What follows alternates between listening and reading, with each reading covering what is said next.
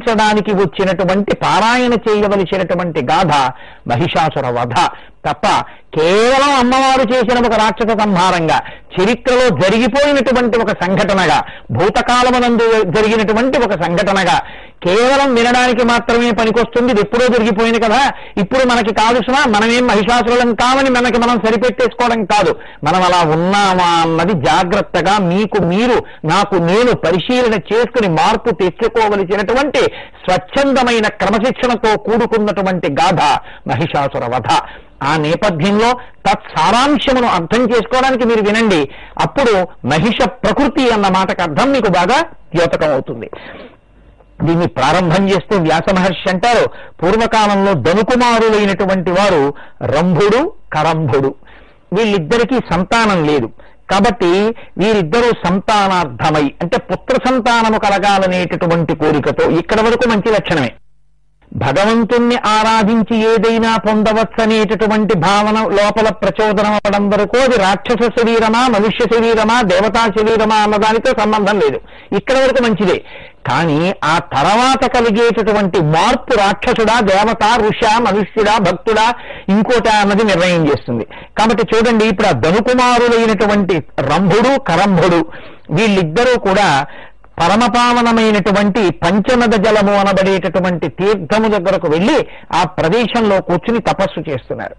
తపస్సు చేస్తుండగా ఈ కరంభుడు నీటి యందు మునిగి తపస్సు చేస్తున్నాడు. అదొక వ్యగ్రతతో కూడినటువంటి బుద్ధి. అంటే దేహాన్ని ఎంత క్షోభింప చెయ్యవచ్చో అంత క్షోభింప చేసి తపస్సు చేయడం ఒకెత్తు, దేహమునందు విస్మృతి కలిగేటట్టుగా మనసుని ఈశ్వరుడి యందు పెట్టి తపస్సు చేయడం ఒకెత్తు. వాల్మీకి మహర్షి తపస్సు చేస్తే పుట్టలు పెట్టాయి, కానీ ఆయనకి తెలియదు పెట్టినట్టు. తాను నీట మునిగి శరీరం బాధపడేటట్టుగా నిలబడిపోయి ఈశ్వరుని నువ్వు కనపడతావా కనపడవా అని నిగ్రహించడం ఒకెత్తు. ఇప్పుడు కరంభుడు వ్యగ్రతతో కూడిన తపస్సు చేస్తున్నాడు. అంటే నీట శరీరాన్ని ముంచేసి ఆ నీటిలో ఉండి తపస్సు చేస్తున్నాడు. ఇంద్రుడు చూశాడు, ఇంత ఘోరమైన తపస్సు చేస్తున్నాడు వీడు, కానీ రేపు పొద్దున్న ఏది కోరుకుని భగవంతుడి దగ్గర చతుర్ముఖ బ్రహ్మగారి దగ్గర లోకానికి ఏ ప్రమాదం తీసుకొస్తాడోనని దేవతలు భయపడ్డం ఇంద్రుడు భయపడ్డం అన్న మాటను మీరు జాగ్రత్తగా అర్థం చేసుకోవాలి. మీరు ఎప్పుడైనా గమనించండి, మీకు లోపల నుంచి ఒక మాట వస్తే రెండో మాట కూడా లోపల నుంచే వస్తుంది. అంతర్వాణి అంటారు దాన్ని. దేవతలు అక్కడే ఉంటారు, రాక్షసులు అక్కడే ఉంటారు. మీరు జాగ్రత్తగా గమనించగలగాలంతే. నేను ఉపన్యాసం అయిపోయిన తర్వాత వెళ్ళిపోతూ ఇది ఏదో బాగానే ఉంది, వ్యాసపీఠం నేను పట్టుకెళ్ళిపోదామని నాకు అనిపించింది అనుకోండి. ఈ వ్యాసపీఠం తీసి నేను సంచిలో పెట్టేసుకుంటున్నాను అనుకోండి, నాలోంచే ఓ మాట వస్తుంది, ఒరేది వ్యాసపీఠం రా, ఇన్నాళ్ళు దాని మీద పుస్తకం పెట్టుకుని ఉపన్యాసం చెప్పావు, అది మీది కాదు వాళ్ళది, నీకు ఉత్తరోత్తరా పనికొస్తుంది అనుకుంటే వాళ్ళని అడిగన్నా తీసుకో, లేదా నువ్వన్నా వ్యాసపీఠం చేయించుకో. అంతేగాని నువ్వు వ్యాసపీఠం పట్టుకుపోవడం ఏంటి, తప్పు కదా, ఇంకా పాడడానికి నువ్వు దేవీ భాగవతం చెప్పడం ఎందుకు అని మీలోంచే ఉంటుంది. కానీ వచ్చిన మంచి మాట గొంతు పిసికేసి మీరు వ్యాసపీఠం పట్టుకెళ్ళిపోగలిగితే రాక్షసుడై ఉన్నట్టు ఆ సమయంలో. నిజమే, నేను పట్టుకెళ్ళకూడదని రాక్షసుడి యొక్క పీక నొక్కేసి మీరు పట్టుకెళ్ళడం మానేస్తే దేవతానుగ్రహాన్ని పొంది ఉన్నట్టు ఆ క్షణంలో. మీరు ఒక రోజులో ఎన్ని మాటలు దేవతానుగ్రహాన్ని పొందుతున్నారన్న దాన్ని బట్టి మీరు దేవతలకి దగ్గరగా ఉన్నారని గుర్తు. మీరు ఎన్ని మాటలు రాక్షసానుగ్రహానికి దగ్గరగా ఉన్నారన్న దాన్ని బట్టి మీ యందు రాక్షసత్వం అంత ఉన్నదని గుర్తు. మీ యందు రాక్షసత్వం పోవాలంటే దేవతత్వం పెరగాలి, దేవతత్వం పెరగాలంటే రాక్షసత్వం పోవాలి, అంతే. కాబట్టి దేవతలకి రాక్షసులకి యుద్ధం. దేవతలు ఎప్పుడు రాక్షసులు తపస్సు చేస్తుంటే పరిశీలనం చేసి ఇంద్రుడు వచ్చి వాళ్ళని ఇబ్బంది పెడుతుంటాడంటే దాని అంతరార్థం ఏమిటంటే లోపల ఉండేటటువంటి భావనల మధ్య కలిగేటటువంటి సంఘర్షణ తాత్వికంగా మీరు తీసుకున్న నాడది మీ అభ్యున్నతికి కారణం అవుతుంది. కాబట్టి ఇప్పుడు ఇంద్రుడు నీట మునిగి తపస్సు చేస్తున్నటువంటి కరంభుడు రేపొద్దున్న ఏ ఉపద్రవమైనటువంటి కోరికలు కోరతాడో అన్న భావన చేత మొసలి రూపంలో వచ్చి నీటిలోనే మట్టుపెట్టి. కాబట్టి ఇప్పుడు కరంభుడు మరణించాడు ఇంద్రుడి చేతిలో అన్న మాట విన్నాడు రంభుడు.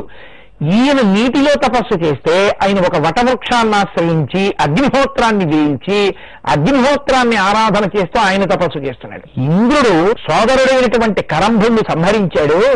కాబట్టి ఇప్పుడు ఎలా అయినా నేను భగవంతుని యొక్క అనుగ్రహాన్ని నేను పొంది గొప్ప కొడుకుని కనాలి. ఆ కొడుకు ఏం చెయ్యాలి? వాడు దేవతల పీస మనసాలి. అనిచి వాడు దేవతల్ని తమ స్థానం నుంచి తీసేయాలి.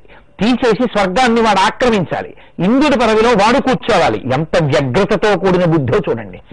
ఇంకా లోపల ఎంత ఆర్తి పెరిగిపోయిందంటే ఇది చాలా వ్యగ్రతతో కూడిన బుద్ధి. అంటే సాత్వికమైన ఆరాధనకు తామసికమైన ఆరాధనకు ఎంత తేడా ఉంటుందో చూడండి. కొరడాలు పెట్టి కొట్టేస్తున్నా భగవన్నామని చెప్పాడని ఆ రామదాసు గారు కారాగారంలో ఉండి ఎవడబ్బా సొమ్మాని కులుకూచు తిరిగేవు రామచంద్ర అని బాధ ఓర్చలేకపోతే కూడా రాముడికి చెప్పాడు. మళ్ళీ దెబ్బలా కోర్వక నిన్ను తిట్టితి కానీ రామచంద్ర అని మళ్ళీ రాముడికి చెప్పుకున్నాడు. అది పరమ సాత్వికమైనటువంటి ఆరాధన తప్ప తామసికమైన ఆరాధన ఎలా ఉంటుందంటే నిగ్రహించి ఈశ్వరుణ్ణి తన ముందుకు తెచ్చుకోవాలి. వాడు ఈశ్వరుడు ప్రసన్నుడయ్యే వరకు తాను ఊరుకోలేడు. ఈశ్వరుడు తొందరగా వచ్చేయవలసిందే. ఎందుకంటే లోపల ఉన్నటువంటి కోరికే లోపల తొందరగా కోరికని సిద్ధింపచేసుకోవాలన్న బుద్ధి వ్యగ్రత అలా ఉంటుంది. కాబట్టి ఇప్పుడు ఆయన ఏం చేశాడు? అగ్నిహోత్రాన్ని ఆరాధన చేస్తూ ఈశ్వరుడు ప్రత్యక్షం కాలేదనేటటువంటి తమకముతో కూడిన బుద్ధి చేత తన శిరస్సుని తానే ఎడమ చేత్తో జుట్టు పట్టుకుని కుడి చేత్తో తన కంఠాన్ని కోసుకోపోయాడు. ఇది చాలా తప్పు పని. భగవదారాధన ఎందు ఇటువంటి ప్రక్రియలు సుతారము అంగీకరింపబడవు. అది ఎంత భయంకరమైన బుద్ధితో ఆ పూజ మొదలుపెట్టాడు అన్నది తెలుస్తుంది. కాబట్టి ఇప్పుడు ఆ పీక కోసుకోకపోతే అగ్నిహోత్రుడు వచ్చి అన్నాడు, ఆత్మహత్య మహానేరం రా, నాకు పూజ చేస్తున్నాను అని పేరు చెప్పి నీ తల కోసం అగ్నిహోత్రంలో వేస్తే ఏం వస్తుంది? అది ఆ పూజ చేయడం అంటే దేనికి చెయ్యాలనుకుంటున్నావు? ఇంత వ్యగ్రతతో కూడినటువంటి పూజ ఏది ఆశించి చేస్తున్నావు? అసలు నాకు చెప్పు, నీకేం కోరుకుందో అన్నాడు. అంటే ఇప్పుడు ఆయన తన మనసులో ఉన్నటువంటి కోరికని బయట పెట్టేటటువంటి ప్రయత్నం చేస్తున్నాడు.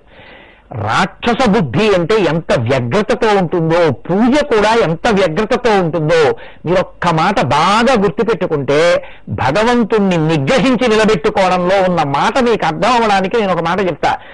బలవంతంగా ప్రేమించు అన్నట్టు ఉంటుంది. బలవంతంగా ప్రేమించడం ఏంటి? ప్రేమ అనేటటువంటిది హృదయంలోంచి రావాలి.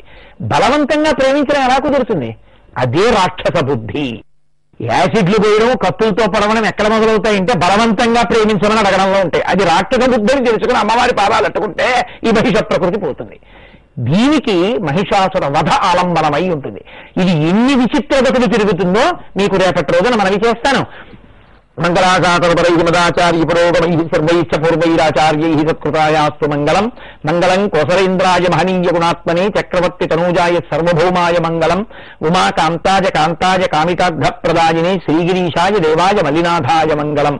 సర్వం శ్రీ ఉమామహేశ్వర బ్రహ్మార్పణమస్తు. శశివర్ణం చతుర్భుజం ప్రసన్నవదనం ధ్యాయేత్ సర్వవిఘ్నోపశాంతయేత్. గురుర్బ్రహ్మ గురుర్విష్ణుః గురుర్దేవో మహేశ్వరః. గురు సాక్షాత్ పరబ్రహ్మ తస్మై శ్రీ గురవే నమః. వ్యాసాయ విష్ణు రూపాయ వ్యాసరూపాయ విష్ణవే నమో వై బ్రహ్మనిధయే వాసిష్ఠాయ నమో నమః. వాగర్ధావివ సంపృక్తౌ వాగర్ధ ప్రతిపత్తయే జగత పితరం వందే పార్వతీ పరమేశ్వరౌ. హరి ఓం. అగ్నిహోత్రాన్ని ఆరాధన చేసినటువంటి రంభుడు అగ్నిహోత్రుడు ప్రత్యక్షమైన తరువాత వరాన్ని కోరుకుంటున్నటువంటి సందర్భాన్ని మనం ముచ్చటిస్తున్నాం. ఆయన అన్నాడు, యది తుష్టోసి దేవేసి దేహిమే వాంఛితం వరం త్రైలోక్య విజయీ పుత్ర శ్యామ్న పరబలాత్తన అజేయ సర్వదా సస్యాదేవదానవ మానవై కామరూపీ మహావీర్య సర్వలోకాభివందిత. సమస్త లోకముల చేత నమస్కరింపబడవలసినటువంటి వాడు, కామరూపి అయినటువంటి వాడు, ఆయన కన్నా బలవంతుడు లేనటువంటి రీతిలో గొప్ప బలం ఉన్నటువంటి వాడు, మూడు లోకములను శాసించగలిగినటువంటి వాడు, అజేయుడు, దేవ దానవ మానవుల్ని నిగ్రహించగలిగినటువంటి వాడు, నాకు కుమారుడిగా కావాలి అన్నాడు. బ్రహ్మగారు అన్నారు, మంచిదే, నీకు కుమారుడిగా కావాలి అంటే నేను కుమారుణ్ణి పొందాలి అన్న కామాతురతతో నువ్వు ఎవరి వంక చూస్తావో, ఏ స్త్రీ వంక చూస్తావో ఆమె యందు నీకు అటువంటి కుమారుడు కలుగుతాడు. యస్యాం చిత్తం తురంభత్వం ప్రమదాయాం కరిష్యసి తస్యాం పుత్రో మహాభాగ భవిష్యతి బలాధిక. ఇంత తపస్సు చేసినటువంటి రంభుని యొక్క మనస్సు ఎంత నీచమైనదో, అతని యొక్క స్థితి ఎటువంటిదో. తపస్సు చేసిన ప్రతివాడు గొప్పవాడైపోవాలని ఎక్కడా లేదు లోకంలో. అలా అయితే రావణాసురుడు చాలా గొప్పవాడని వచ్చి ఉంటుంది, తపస్సు చేశాడు కాబట్టి. రామచంద్రమూర్తి ఆ మాటకు వస్తే తపస్సు చేసినట్టు ఏం కనపడదు. కానీ రాముడు గొప్పవాడా రావణుడు గొప్పవాడా అంటే నడవడి చేత రాముడు గొప్పవాడంతే. గురువు ఏది చెప్పారో అది పాటించిన వాడు గొప్పవాడు, వేదం చెప్పింది పాటించింది గొప్పవాడు, తపస్సు చేసి వేదాన్ని తిరస్కరించిన వాడు గొప్పవాడు ఏమిటి? కాబట్టి ఇప్పుడు ఈ రంభుడు ఎంత నీచ ప్రవృత్తి కలిగిన వాడో బయటకు వస్తుంది. ఈయన ఏ స్త్రీ యందు మనసుంచుకున్నాడో ఆ స్త్రీ యందు ఇటువంటి వీరుడు జన్మిస్తాడు. ఇప్పుడు ఈయన యక్షలోకానికి వెళ్ళాడు. ఆ యక్షులందరూ ఈయనకి మిత్రులు. యక్షలోకంలో ఒక మహిషి అంటే ఒక గేదె అలా వెళ్ళిపోతోంది. మనసు ఎవరి మీద లగ్నమైందంటే ఒక గేదె మీద లగ్నమైంది. తన యొక్క తేజస్సుని ఆ గేదె యందు నిక్షేపించాడు. ఆవిడ గర్భవతి అయింది. ఇప్పుడు ఆయన భయం ఏమిటి? ఇంత కష్టపడి ఏ వరాన్ని కోరుకున్నాడో ఆ వరం వలన పుట్టవలసినటువంటి వాడు ఒక గేదె కడుపులో పెరుగుతున్నాడు. ఇప్పుడు ఆయన గేదెని రక్షించుకోవాలి. రక్షించుకోకపోతే ఏమవుతుంది? దానికి పశుధర్మం ఒకటి ఉంది. ఏమిటా పశుధర్మం? అది గేదె కాబట్టి దాన్ని ఇంకో దున్నపోతూ వెంటబడుతుంది. ఇప్పుడు ఏ దున్నపోతో వెంటబడింది అనుకోండి, లోపల ఉన్నవాడు ఏమైనా చెనకబడితే పుట్టవలసిన వాడు పుట్టకుండా పోతాడు. తప్పు నీదంటాడు బ్రహ్మగారు. అందుకని ఆయన పని ఏమిటంటే ఇప్పుడు ఆ గేదెని రక్షించుకుంటూ తిరుగుతున్నాడు. గేదె అన్న తర్వాత గేదె పట్ల వ్యామోహం పొందకుండా ఉంటాయా దున్నపోతులు? కాబట్టి దున్నపోతు దాని వెంటబడింది. తీవ్రమైనటువంటి మదనావీషంతో ఉన్నటువంటి యక్షలోకంలో ఉన్న దున్నపోతు. కాబట్టి అదొచ్చి ఇన్ని వరాలు కోరుకున్నటువంటి రంభుణ్ణి సంహరించింది. ఇప్పుడు ఆ యక్షులందరూ కలిసి ఈ తమ మిత్రుడైనటువంటి ఈ రంభుణ్ణి సంహరించిందన్న కోపంతో ఆ వెంటపడినటువంటి దున్నపోతుని సంహరించి ఈయన శరీరాన్ని తీసుకెళ్లి చితి మీద పెట్టి కాలుస్తున్నారు. లోపల ఎంత కోరికుండిపోయిందంటే లోకకంటకుడైన కొడుకు పుట్టాలని కదా, ఆ కొడుకు పక్కన సాయం చేసి లోకాలు నేర్పించాలనుకున్నాడు. ఈ కోరిక తీరకుండా చచ్చిపోయానే అన్న బాధ ఉండిపోయింది. తీరా ఈయన్ని కట్టెల మీద పెట్టి కాల్చేటటువంటి సమయంలో ఈ మహిషి దానికి ఒక విచిత్రమైన ప్రేమ కలిగింది. ఇంత గొప్పవాడు నా కడుపున పుట్టాలని నన్ను మోహించి నా యందు తన తేజస్సుంచినటువంటి వాడు కాలిపోతున్నాడు. దానికి ఒక ప్రేమ కలిగి యజమానిని చూసి అంబాని అరిచినట్టు యజమాని వెంట పరిగెత్తినట్టు అది కూడా ఆ కట్టెలలోకి ప్రవేశించింది. ఇద్దరూ కాలిపోతున్నప్పుడు భావనా వ్యగ్రత చేత అతను ఎటువంటి రాక్షసుడై పుట్టాడంటే శరీరం విడిచిపెట్టే ముందు చిట్ట చివరి శ్వాసని ఆధారంగా చేసుకుని మనసు దేని మీద నిలబడుతుందో అటువంటి పునర్జన్మే వస్తుంది అని మనకి సనాతన ధర్మంలో వేదం చెప్తోంది. అందుకే మేము పునర్జన్మను అంగీకరిస్తున్నాము అని ఒప్పుకుంటాం కాబట్టే బొట్టు పెట్టుకుంటాం. నేను ఈ దేని యందు మనసు ఉంచుకున్నానో చివర నా మనసు దాని మీద నిలబడుతుంది. ఎటువంటి దాని మీద నిలబడిందో అటువంటి ఉపాధిలోకి వెళ్ళిపోతాను. అలా మనసు నిలబడకూడదంటే మనసుని ఎక్కడ పెట్టాలో అక్కడ పెట్టాలి. అప్పుడు చివర కూడా అదే స్మరణకు వస్తుంది. ఈశ్వరుడి మీదే బుద్ధి ఉన్న వాడికి ఈశ్వరుడు స్మరణలోకి వస్తాడు. వస్తే ఉన్నత లోకాలు పొందుతాడు. కాదు నీచమైన విషయాల మీద దృష్టి పెట్టుకుంటే సంపాదించిందంతా ఏమైపోతుందో అని దాచినటువంటి డబ్బు మీద వ్యామోహం పెట్టుకుంటే ఆ భోషాణం కింద బతకవలసినటువంటి తేలో జర్రో పావు అయి విషక్రిమిగా పడతాడు. పునర్జన్మ ఈశ్వరుడి చేతిలో ఉండదు, మీ పాపపుణ్యాల చేతిలో ఉంటుంది. ఇంత వ్యగ్రతతో చనిపోయి కాలిపోతున్నాడు కాబట్టి రక్తబీజుడయ్యాడు.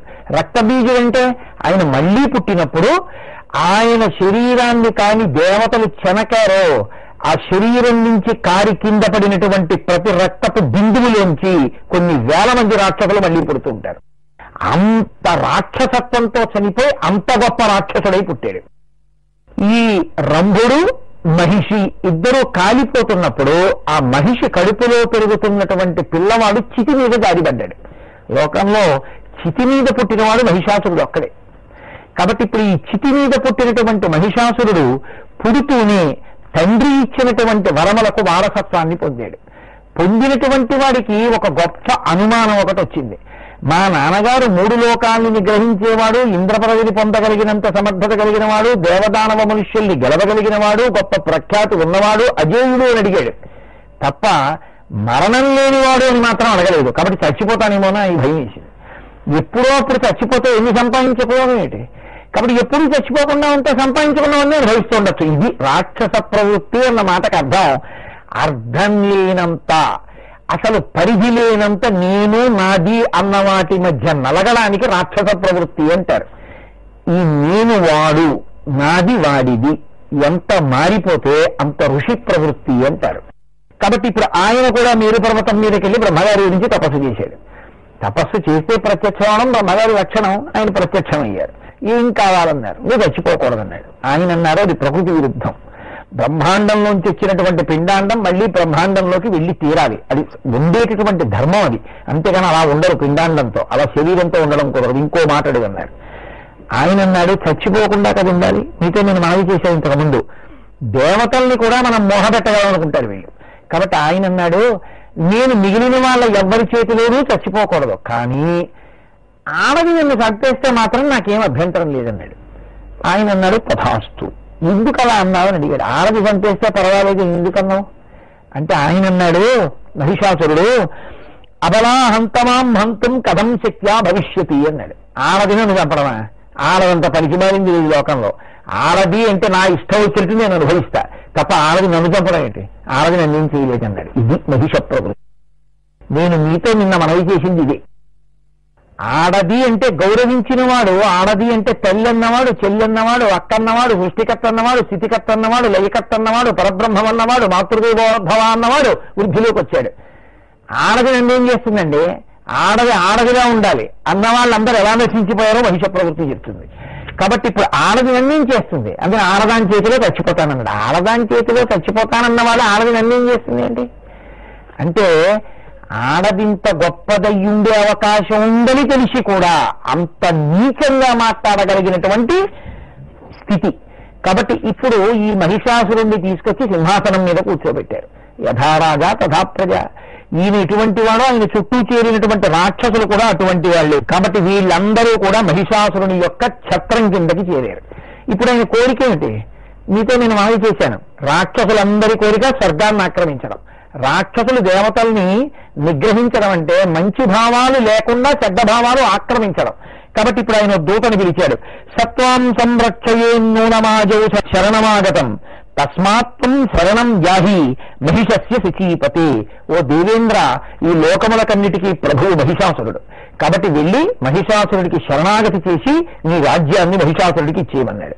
ఆయన అన్నాడు హయారే తద్బలం జ్ఞాతం తృణాదత్తం జలాకృతి శృంగయోస్తే కరిష్యామి సుదృఢంచ శరాసనం దర్ప శృంగబలాస్తేస్తి విదితం కారణం మయా విషాణీతే పరిచ్ఛిద్య సంహరిష్యామి తద్బలం యద్బలేనాతి పూర్ణస్వం జాతోసి వరదత్పిత కుశలస్వం తదాఘాతే నయుద్ధే మహిషాధమ.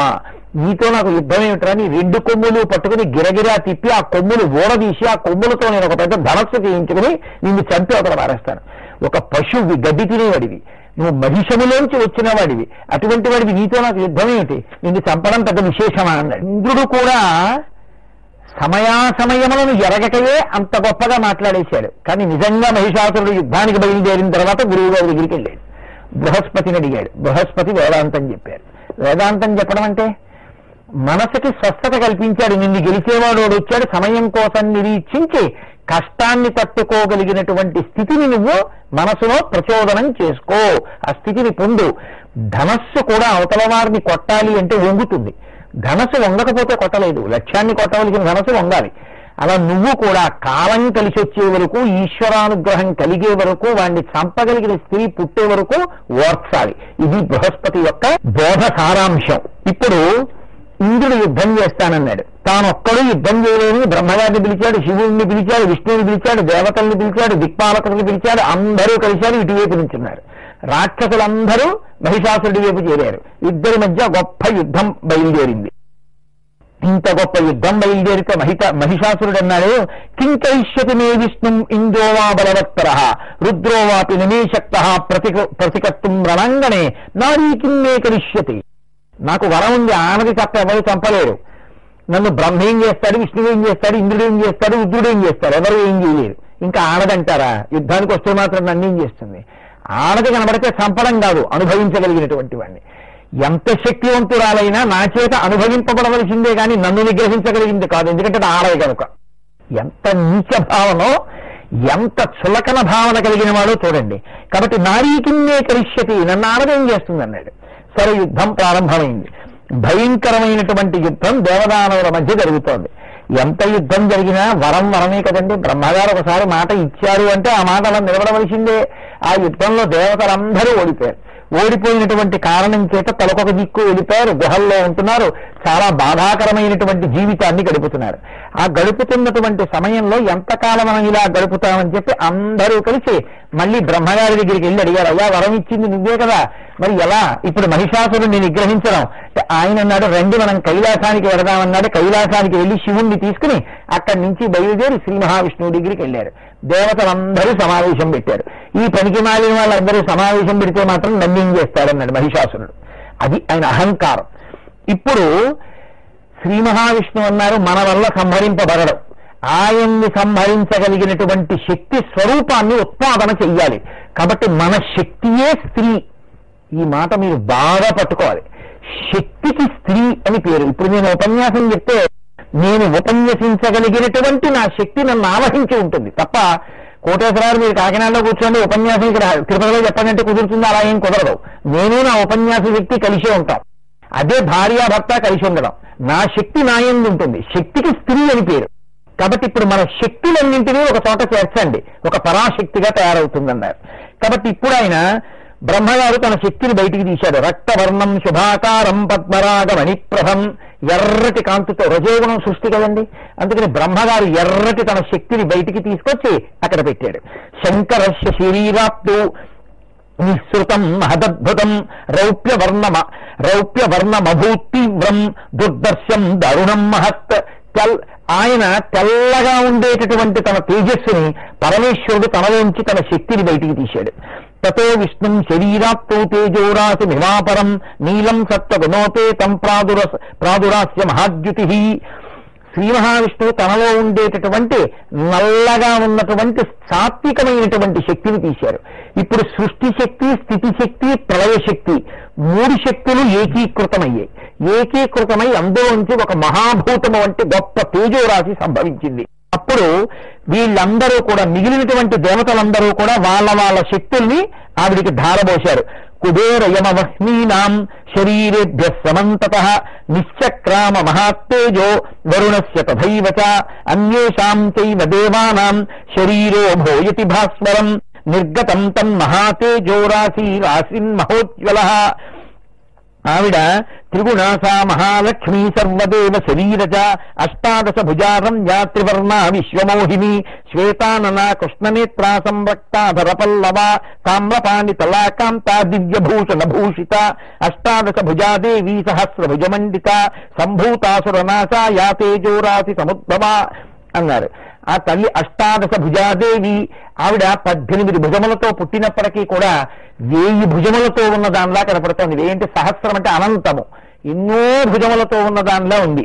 అప్పుడు ఆ ప్రాదుర్భవించినటువంటి గొప్ప తేజోరాశి అయినటువంటి ఆ తల్లి మహిషాసుర మర్దనము కొరకు వచ్చినది కనుక అక్కడ ఉన్నటువంటి వాళ్ళందరూ కూడా దేవతలు చాలా సంతోషించారు. సంతోషించి ఒక్కొక్కళ్ళు ఒక్కొక్క ఆభరణాన్ని అమ్మవారికి ఇచ్చారు. క్షీరోదస్యాంబరే దివ్యే రక్తే సూక్ష్మే తథా జరే నిర్మలంచ తదాహారం ప్రీతస్తస్యై సుమండితం దదౌ చూడామణిం దివ్యం సూర్యకోటి సమప్రభం కుండలే చ తథా శుభ్రే కటకాని భుజేషు వై కేయూరం కంకణాన్ దివ్యాన్ నానారత్న విరాజితాన్ దదౌ తస్యై విశ్వకర్మ ప్రసన్నేంద్రియమానసః. ఈ రకంగా క్షీరసాగరమేమో అమ్మవారికి 2 ఎర్రని వస్త్రములను మణిహారమును ఇచ్చాడు. విశ్వకర్మేమో సూర్యకోటి సమప్రభలతో వెలుగుండేటటువంటి చూడామణిని, కుండలములను, భుజములకు దివ్య కటకములను, నానారత్న విరాజితములైనటువంటి కేయూర కంకణములను ఇచ్చాడు. అలాగే పదపద్మములకు త్రస్త సూర్యకాంతి సదృశమైనటువంటి ముద్దుటుంగరములను, ఆ మెడలో వేసుకునేటటువంటి కంఠహారములను ఇచ్చాడు. వరుణదేవుడు శ్రీదేవికి వాడనటువంటి కమలములతో కూడినటువంటి హారాన్ని ఇచ్చాడు. వైజయంతి మాలనిచ్చాడు. హిమవంతుడు సంతుష్టుడై బంగారముతో చేయబడినటువంటి వివిధములైన ఆభరణములను, రత్నరాసులను బహూకరించాడు. అమ్మవారు శ్రేష్టమైనటువంటి గొప్ప దివ్యమైన కాంతితో కూడిన స్వరూపంతో సింహవాహనం మీద నిలబడింది. దాన్ని హిమవంతుడు ఇచ్చాడు. పరమేశ్వరుడు తన త్రిశూలంలోంచి ఆ శక్తిని తీసి ఒక శూలాన్ని బహూకరించాడు. శ్రీ మహావిష్ణువు సహస్రధారలతో కూడినటువంటి తన సుదర్శన చక్రంలో ఉన్నటువంటి అంశగా చక్రాన్ని ఇచ్చారు. వాయుదేవుడు ఒక గొప్ప చాపాన్ని, అమ్ముల పొదిని ఇచ్చాడు. ఇంద్రుడు తన వజ్రంలోంచి వజ్రాయుధాన్ని, ఐరావతం యొక్క శక్తిలోంచి శోభనమైనటువంటి శబ్దము కలిగినటువంటి ఒక గొప్ప ఘంటాన్ని ఇచ్చాడు, ఒక గంటనిచ్చాడు. అలాగే కాలదండము, భూతములనన్నింటినీ సర్వప్రాణికోటిని పడగొట్టగలిగినటువంటి కాలదండమును చేత పట్టుకునేటటువంటి యమధర్మరాజు తన కాలదండములోని అంశ కలిగినటువంటి దండాన్ని అమ్మవారికి ఇచ్చాడు. అదేవిధంగా కాలుడు ఖడ్గ చర్మములను, విశ్వకర్మ వాడి గండ్రగొడ్డలిని, వరుణ కుబేరులు కమలాన్ని, సొరతో నిండిన బంగారు మధుపాత్రను, త్వష్ట దానవ శక్తిని ఢీకొట్టడానికి 100 గంటలతో కూడి ధనించుతున్నటువంటి కౌమోదికి అనబడేటటువంటి ఒక గొప్ప గదని, జగదంబకి గొప్ప దివ్యమైనటువంటి తేజస్సుని, కవచాన్ని, దివ్య వస్త్రాల్ని త్వష్ట సమకూర్చాడు. ఇంతమంది దేవతల యొక్క శక్తులను తన చేత పట్టుకున్నటువంటి తల్లి అక్కడ నిలబడింది. ఇప్పుడు ఈ తల్లి వంక చూసి దేవతలందరూ స్తోత్రం చేశారు. పాహిమాం పాహిమాం తల్లి, ఇప్పుడు నువ్వు ఆడదానిగా ఆవిర్భవించావు, త్రైలోక్య జననివి, మాకందరికీ తల్లివి, అమ్మా నువ్వు కాపాడాలి మహిషాసురుణ్ణి నుంచి మమ్మల్ని రక్షించమని. వెంటనే ఆవిడ మిమ్మల్ని అందరినీ నేను కాపాడతానంది. ఈవిడ ఎప్పుడైతే కాపాడతానందో దేవతలందరి మధ్యలోనూ కలిగినటువంటి ఆనందము చేత పెద్ద పెద్ద జయజయధ్వనులు చేశారు వాళ్ళు. ఈ చప్పుళ్ళన్నీ మహిషాసురుడికి వినబడ్డాయి. ఎందుకురా అంత పెద్ద గోల జరుగుతోంది, దేవతలందరూ దేనికి సంతోషిస్తున్నారు కనుక్కురండి అని చెప్పి తన దగ్గర ఉండేటటువంటి ఆ మంత్రుల్ని కొంతమందిని పంపించాడు. ఆ మంత్రులు అమ్మవారి దగ్గరికి వెళ్ళారు. వెళ్ళి అమ్మవారిని చూసి వాళ్ళు చాలా అందంగా ఉంది, ఈవిడ ఇంత గొప్ప తేజోరాశి, ఇటువంటి ఆవిడ్ని మన ప్రభువుకి భార్యం చేస్తే ఎంత సంతోషిస్తాడో మనం వెళ్ళి మాట చెప్పాలన్నారు. ఇది కదండి రాజు ఎటువంటి వర్తన కలిగి ఉంటాడో ఆయన దగ్గర ఉండే మంత్రులు కూడా అంత గొప్ప వాళ్ళే అయి ఉంటారు. కాబట్టి ఆ మంత్రి ఆవిడ్ని చూసి నువ్వు మా రాజుకి భార్యవి కా అన్నాడు. అంతవాడన్నాడు, ఇంతవాడన్నాడు, దేవతలను కొట్టాడు, స్వర్గాన్ని గెలిచాడు, సింహాసనం మీద కూర్చున్నాడు, ఇంద్రుణ్ణి జయించాడు, కాబట్టి నీకు తగినటువంటి భర్త, ఆయన్ని భర్తగా పొందు, నువ్వు కామసుఖాలను భవిస్తావు, సంతోషంగా ఉంటావు, ఇంత అందంగా ఉన్నావని పొగిడాడు. ఆవిడంది వాడిని చంపడానికి పుట్టిందాన్ని నేను, ఏమైనా ధైర్యం ఉంటే మీ రాజుగారిని యుద్ధానికి రమ్మను అని ఆవిడ కబురు చేసింది. కబురు చేస్తే రాక్షసులైనటువంటి వారు ఒక్కలా ప్రవర్తిస్తారా? ఈయన వెళ్ళి అయ్యా ఆవిడ బాణాలు వేస్తుందట, మిమ్మల్ని రణరంగంలో పడగొడుతుందట, మీరు స్పృహ తప్పిపోయేటట్టుగా చేస్తుందట, అలాగనే ఆవిడ బీరములు పలుకుతోంది, ఆవిడ ప్రతిజ్ఞ చేస్తోంది, మీరు యుద్ధానికి పెడతారో ఏం చేస్తారో నిర్ణయించుకోండి అన్నాడు. మిగిలిన మంత్రుల్ని పిలిచాడు. ఆ మిగిలిన మంత్రుల్లో ఒక మంత్రి లేచి మాట్లాడడం మొదలెట్టాడు. రాక్షస ప్రవృత్తి అంటే ఎలా ఉంటుందో చూపించడానికి మీకు నేను ఈ ఘట్టాన్ని మనవి చేస్తున్నాను. ఆయన అన్నాడు, హేతు గర్భమిదం వాక్యం జ్ఞాతవ్యం హేతు విత్తమై బాణాస్తుమానినీనాం వైకటాక్షా ఏవ విశ్రుతా పుష్పాంజలిమయశ్చాన్యే వ్యంగ్యాని వచనాని చ పాతయిష్యామి శయ్యానాం రణమయ్యాం పతింతవా విపరీతరతి క్రీడా భాషణం జ్ఞేయమేవ తత్ కరిష్యే విగత ప్రాణం యదుక్తం వచనం తయా వీర్యం ప్రాణ ఇతి ప్రోక్తం తద్విహీనం నచాన్యథా వ్యంగ్యాధిక్యేన వాక్యేన వరయత్యుత్తమాన్ నృప. అయ్యయ్యో వెళ్ళిన మంత్రికి ఆవిడ మాటలు మాట్లాడితే ఆ మాటలు అర్థం కాలేదు. ఆవిడ బాణాలు వేస్తానంటే ఏమిటో తెలుసా ప్రభు, నీ వంక చాలా ఓరచూపులు చూస్తానని. నిన్ను పడగొట్టేస్తానంటే ఏమిటో తెలుసా, నిన్ను చక్కటి శయనం మీద పడుకునేటట్టు చేసి తన శరీరాన్ని నీ పక్కకి చేరుస్తానని. నీ ప్రాణం తీసేస్తానంటే ఏమిటో తెలుసా, ప్రాణమునకు పర్యాయ పదం వీర్యం, నీ వీర్యము స్ఖలనమయ్యేటట్టుగా తాను నిన్ను రెచ్చగొడతానని. రాక్షస బుద్ధి అంటే ఎలా ఉంటుందో మీరు చూడండి. అంత స్పష్టంగా ఆవిడ నేను పుట్టిందే మిమ్మల్ని చంపడానికి రా, కాబట్టి నేను వచ్చింది మహిషాసురుణ్ణి ఆశ్రయించిన రాక్షసుల్ని సంహరించడానికి, యుద్ధ భూమిలో మహిషాసురుణ్ణి పడగొడతానని ఆవిడ చెప్తే వీళ్ళింత గొప్పగా చెప్పి ఆ వెళ్ళి మాట్లాడిన మంత్రికి రసస్ఫోరకమైన బుద్ధి లేదు. అందుకే ఆవిడ ఒకలా చెప్తే వీడికి ఒకలా అర్థమైంది. ప్రభు ఆవిడ మిమ్మల్ని పెళ్లి చేసుకోవాలని ఉవ్విళ్ళూరుతోందన్నారు. ఇటువంటి వాళ్ళని చేరదీస్తే అంత గొప్పగా మాట్లాడతారు. పక్కన మిత్రుడు ఆపత్కాలంలో మాట్లాడేవాడు కూడా సరైన వాడు అయ్యి ఉండాలి. ఒక ఆయన అన్నాడు, కాదు కాదు నాకు ఇందులో ఏదో తేడా కనపడుతోంది, ఆవిడ చంపడానికే పుట్టిందేమో, లేకపోతే దేవతలందరూ తమ శక్తులను ధారబోసి ఒక స్త్రీని ఎందుకు సృజిస్తారు, కేవలమే ఒక స్త్రీ చేతిలో మరణిస్తానని నువ్వు అడిగావు అందుకే వచ్చిందన్నారు. ఆ మహిషాసురుడు ఎంతసేపు ఏమంటాడంటే, మీరు వెళ్ళి ఆవిడితో యుద్ధం చెయ్యండి, కానీ నొప్పించకండి, గట్టిగా కొట్టకండి, ఆవిడికి బాధ కలుగుతుంది, ఆవిడ్ని గెలిచి జాగ్రత్తగా ఇక్కడికి తీసుకురండి, నేను ఆవిడ్ని భార్యం చేసుకుంటానంటాడు. ఇది అసలు అవతల వారిలో ఉన్న గొప్పతనాన్ని అంగీకరించలేక ఆడది అంటే అంత చేతకానిది అన్న భావనకి మహిష ప్రవృత్తి అని పేరు. నేను అనుభవించగలను అంతే, అది తప్ప ఇంకొక మాట నోటి వెంట రాదు మహిషాసురుడికి. కాబట్టి ఇప్పుడు ఆవిడ దగ్గరికి వెళ్ళారు ఒక్కొక్కరు. పెద్ద యుద్ధం నడిచింది. వెళ్ళినటువంటి వాళ్ళందరూ దీపం మీద పడినటువంటి పురుగులు ఎలా మాడిపోతాయో అలా భాస్కల, దుర్ముఖ, తామ్ర, చిచ్చుర, అసిలోమ, బిడాల వీళ్ళందరూ ఒక్కొక్కరు లక్షల సైన్యాన్ని పట్టుకెళ్లారు. అమ్మవారి చేతిలో మడిసిపోయారు. చివరికి మహిషాసురుడే వెళ్ళాడు. మహిషాసురుడే వెళ్ళి అమ్మవారితో ఒక కథ చెప్పాడు.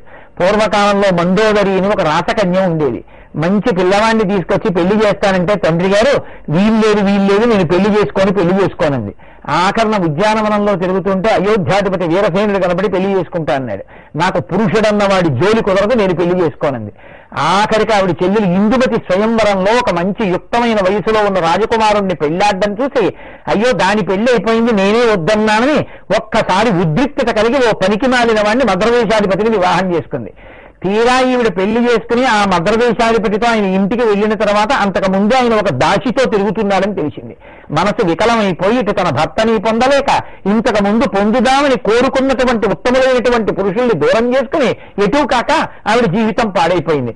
నువ్వు ఇలాగే హఠం చేసి పెళ్లి చేసుకోనంటే పాడైపోతావు, కాబట్టి ఎందుకు ఈ యుద్ధం నన్ను పెళ్లి చేసుకోన్నాడు. ఎన్ని మాటలు చెప్పినా, ఎన్ని లక్షల మంది పోయినా, ఇంతమంది సైన్యం పోయినా, ఇంతమంది మంత్రులు పోయినా నేనేమిటో నీకు అర్థం కాలేదు. ఇది గౌరా మహిళ ప్రవృత్తి అంటే అందావిడ. ఇది లోపల ఉంటుంది. ఇది మనం బాగా పట్టుకోవాలి. ఆడది అనేటప్పటికీ మనం గౌరవించాలి. ఈ భావన కలిగితే ఋషి. ఆడది అనేటప్పటికీ ఎంత గొప్ప పదవిలో ఉండనివ్వండి, ఎంత స్థితిలో ఉండనివ్వండి, ఆడదండి అలా మాట్లాడడమే, ఆడదండి అలా ఉండడమే, ఆడదండి మనం మొగాళ్ళం. ఈ ప్రవృత్తి, ఈ అతిశయం ఆడదాని యందు గౌరవానికి బదులు ఆడదాన్ని తృణీకరించేటటువంటి పరిస్థితి మహిష ప్రవృత్తి అని పేరు. చూసింది అమ్మవారి వీడిలో మార్పు రాదు. కాబట్టి ఇంకా ఈ ఉపాధిలో ఉండడానికి వీల్లేదు.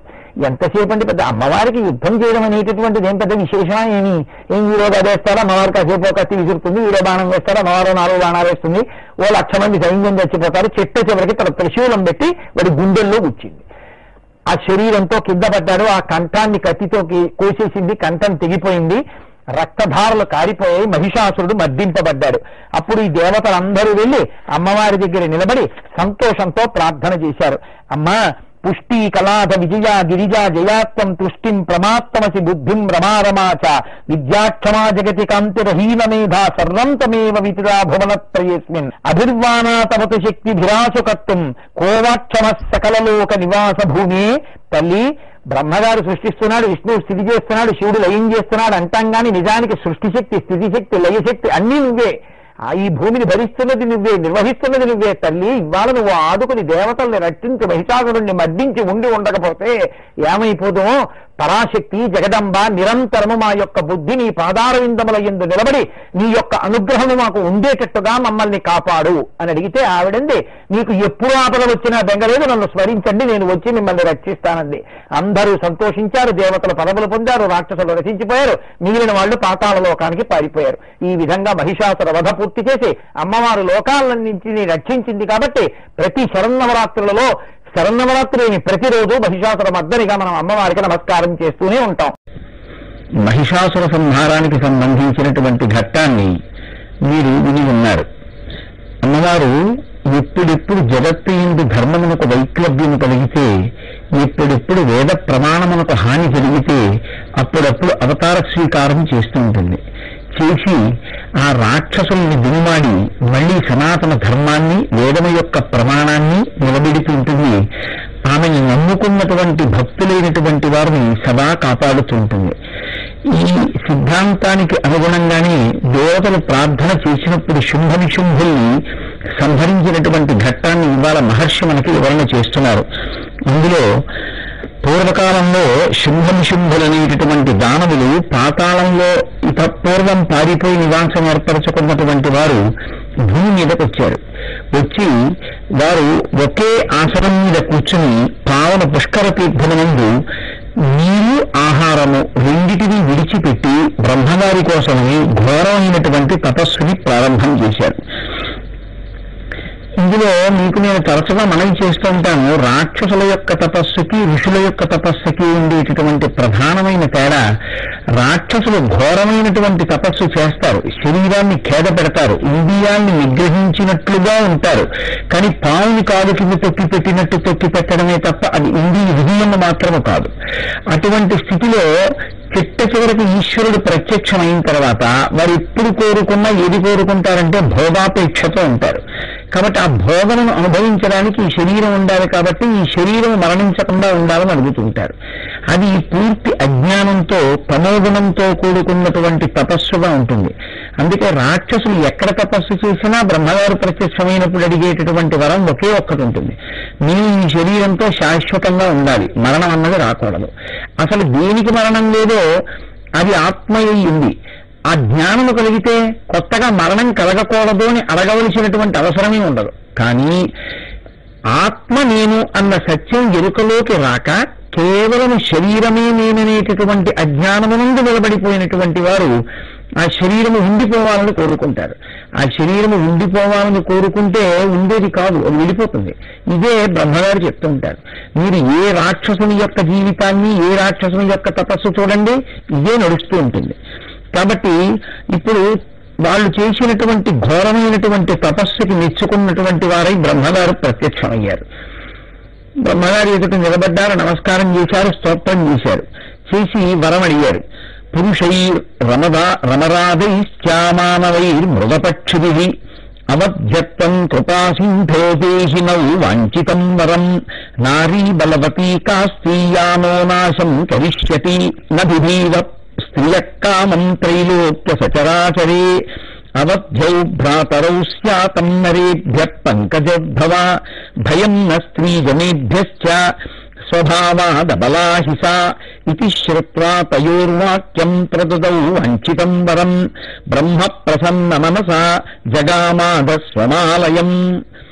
బ్రహ్మగారిని వాళ్ళు అడిగింది ఏమిటంటే, మేము ఎప్పటికీ కూడా మరణించకుండా ఉండేటట్టుగా మమ్మల్ని అనుగ్రహించవలసింది. బ్రహ్మగారు అన్నారు, పుట్టినటువంటి ప్రతి ప్రాణి గిట్టవలసింది, అది సిద్ధాంతం. బ్రహ్మాండంలో నుంచి వస్తోంది పిండాండం, మళ్ళీ పిండాండం బ్రహ్మాండంలోకి వెళ్ళిపోతుంది. కాబట్టి ఇంకేదైనా అడగండి, అది ఇవ్వడం అన్నది కుదిరే విషయం కాదు. వాళ్ళన్నారు, మేము దేవదానవ యక్ష గంధర్వ కిన్నెర కింపురుషాదుల చేత, మృగముల చేత, పక్షుల చేత మేము మరణింపకుండా ఉండునుగాక.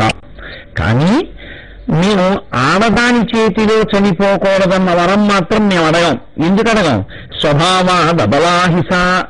అసలు స్వభావము చేతయే అబల, అది వాళ్ళ యొక్క ఎంత గొప్పగా ప్రతిపాదిస్తారో చూడండి. ఇప్పుడు కొత్తగా తెచ్చి పెట్టుకోవడానికి అది కృతకం, నిలబడేది కాదు. స్వభావము చేత, పుట్టుక చేత వారు అబలలు. కాబట్టి బలమైనటువంటి దేహము కాదు, బలమైన శరీరము కాదు. కానప్పుడు అసలు మాతో వాళ్ళు యుద్ధం చేయడం, వాళ్ళు మమ్మల్ని నిగ్రహించడం అన్నది కుదరనే కుదరదు. మేము బలంలో దేవదానవులకే లొంగనటువంటి వారమై అంత ఎత్తున నిలబడిన వారం. వాళ్ళు పుట్టుక చేతనే అసలు బలము లేనటువంటి వారు. అటువంటి వారు మిమ్మల్ని ఏం చేస్తారు? కాబట్టి ఇంకా మేము అసలు ఆడవాళ్ళ పేరెత్తడం ఎందుకు? వాళ్ళ పేరే ఎత్తాం. కాబట్టి వాళ్ళ విషయంలో మేము అడగం. వాడు అడగకుండా ఊరుకుంటే వేరు, కానీ ప్రత్యేకించి ప్రస్తావన చేసి ఇంత పనికి మాలినది ఆడది అన్నట్లుగా మాట్లాడడం, వాళ్ళకి స్త్రీ అనబడేటటువంటి స్వరూపమునందే ఎంత త్రీకార భావం ఉన్నది అన్నది వ్యక్తమవుతుంటుంది. మహిషాసురుడికున్నా అదే ప్రకృతి, శుంభులకున్నా ఇదే ప్రకృతి. కాబట్టి ఇప్పుడు అదే వరాన్ని ఆవిడ కృప చేసింది, చతుర్ముఖ బ్రహ్మగారు కృప చేశారు. తప్పకుండా మీరు స్త్రీ చేతిలో మరణిస్తారు తప్ప ఇంకెవరి చేతిలోనూ మరణించరు. ఒక రకంగా అజ్ఞానం చేత అబల అనుకున్నటువంటి ఆడది సబలగా కూడా నిలబడగలదు అని నిరూపించగలిగినటువంటి ఘట్టం ఏర్పడినప్పుడు వీళ్ళిద్దరూ మరణించడం జరుగుతుంది. మనం శుంభవధ మహిషాసురవధ చదివినప్పుడు ఏ నిర్ణయానికి రావాల్సి ఉంటుంది? మనమంత తేలిగ్గా అబల అనడానికి వీల్లేదు, వాళ్ళు సబలులే అనేటటువంటి విషయాన్ని మనం నమ్మవలసి ఉంటుంది. కాబట్టి ఇప్పుడు రక్తబీజుడనేటటువంటి వాడు మహిషాసురుడికి తండ్రిగా ఒకప్పుడు ఉన్నటువంటి వ్యక్తి చితిమంటలలో కాలిపోయి ఇంకా తన కుమారుని యందు ఉండిపోయినటువంటి భ్రాంతి చేత రక్తబీజుడిగా జన్మించాడు. దేహాద్రుజిర సంపాతస్తస్య శస్త్రాహతస్య చ జాయతే చ యదా భూమా వ్యుత్పద్యంతే శనేకశః తాదృశాః పురుషాః క్రూరా బహవః శస్త్రపాణయః సంభవంతి తదాకారాస్తద్రూపాస్తతపరాక్రమ యుద్ధం పునస్తే కుర్వంతి పురుషా రక్తసంభవాః అతస్సోపి మహావీర్యః సంగ్రామే తీవ దుర్జయః అవధ్యః సర్వభూతానాం రక్తబీజో మహాసురః. వీళ్ళకి తోడు అగ్నికి వాయువు తోడైనట్టు ఇంకొక ఆయన తోడయ్యాడు, రక్త బీజుడు. ఈయన యొక్క గొప్పతనం ఏమిటి? నేను మహిషాసుర వధలో మీతో మనవి చేశాను. ఈయన్ని చంపడం కాదు, అసలు ఈయన మీదకి ఎవరైనా అస్త్రం కాని శస్త్రం కాని ప్రయోగిస్తే దానివల్ల ఆయన దేహమునకు ఏదైనా గాయం అయితే ఆ గాయంలోంచి స్రవించేటటువంటి నెత్తుటి యొక్క బిందువులు భూమి మీద ఎన్ని పడతాయో అంతమంది ఆయనతో సమానమైన బలమున్న రాక్షసులు పుడుతూ ఉంటారు. కాబట్టి ఆయన్ని చంపడానికి ప్రయత్నిస్తే ఆయన లాంటి రాక్షసులు చాలా మంది పడతారు. కాబట్టి ఇంత భయంకరమైనటువంటి పరాక్రమం కలిగినటువంటి క్రూరుడైన రక్తబీజుడు కూడా శుంభనిశుంభులకి తోడయ్యాడు. ఇప్పుడు వెంటనే వాళ్ళు చేసే పని ఏమిటి? స్వర్గాన్ని ఆక్రమిస్తారు, దేవేంద్రుణ్ణి పదవీచ్యుతుల్ని చేస్తారు. మీకు నేను ఎన్నో పర్యాయములు మనవి చేశాను దేవీ భాగవతం చెప్తున్నప్పుడు. లోపల ఉండేటటువంటి మంచి గుణములే దేవతలు, లోపల ఉండేటటువంటి చెడ్డ గుణములే రాక్షసులు. పూర్తిగా దేవతలు ఉండడం కుదరదు, పూర్తిగా రాక్షసులు ఉండడం కుదరదు. కానీ దేవతలని రాక్షసులు ఓడించి రాక్షసులు కాని ఆక్రమించి సింహాసనం మీద కూర్చునుంటే అటువంటి వ్యక్తి సమాజంలో ఉండడం వల్ల ఏర్పడేటటువంటి పరిణామం ఏమిటంటే సమాజమంతా పీడ పొందుతుంది. లోపల ఉన్నటువంటి దేవతలను సింహాసనం మీద కూర్చోబెట్టి రాక్షసులు ప్రయత్నం చేసినా విఫలమైపోతున్న స్థితిలో కనీసం ఉండగలిగితే ఆ వ్యక్తి వల్ల సమాజానికి ప్రయోజనం ఉంటుంది. ఎప్పుడైతే శుంభనిశుంభులు దేవేంద్రుని సింహాసనం నుంచి తొలగించి తాము సింహాసనం మీద కూర్చున్నారో, రాక్షసులు సింహాసనం మీద కూర్చున్నారో ఆ సమాజమునకు శాంతి ఉండదు. వాళ్ళ చేత పరిపాలింపబడినప్పుడు వాళ్ళు లోభము చేత ఇతరమైనటువంటి దుర్గుణముల చేత ఆవహింపబడి ఉంటారు. తత్కారణము వలన వారి ప్రవర్తన ఎప్పుడూ కంటకప్రాయంగానే ఉంటుంది, ఇతరులకు బాధ కల్పించేదిగానే ఉంటుంది. అందుకని వారు దేవతలందరినీ ఓడించారు. ఇప్పుడు ఆ దేవతలందరూ తమ తమ స్థానములను విడిచిపెట్టేశారు. విడిచిపెట్టి దూరంగా ఎక్కడో అరణ్యాల్లో పర్వతాల్లో గుహల్లో తలదాచుకున్నారు. ఎంతకాలం ఇలా ఉంటారు? శుంభనిశుంభులు కొన్ని వేల సంవత్సరములు పరిపాలన చేస్తున్నారు.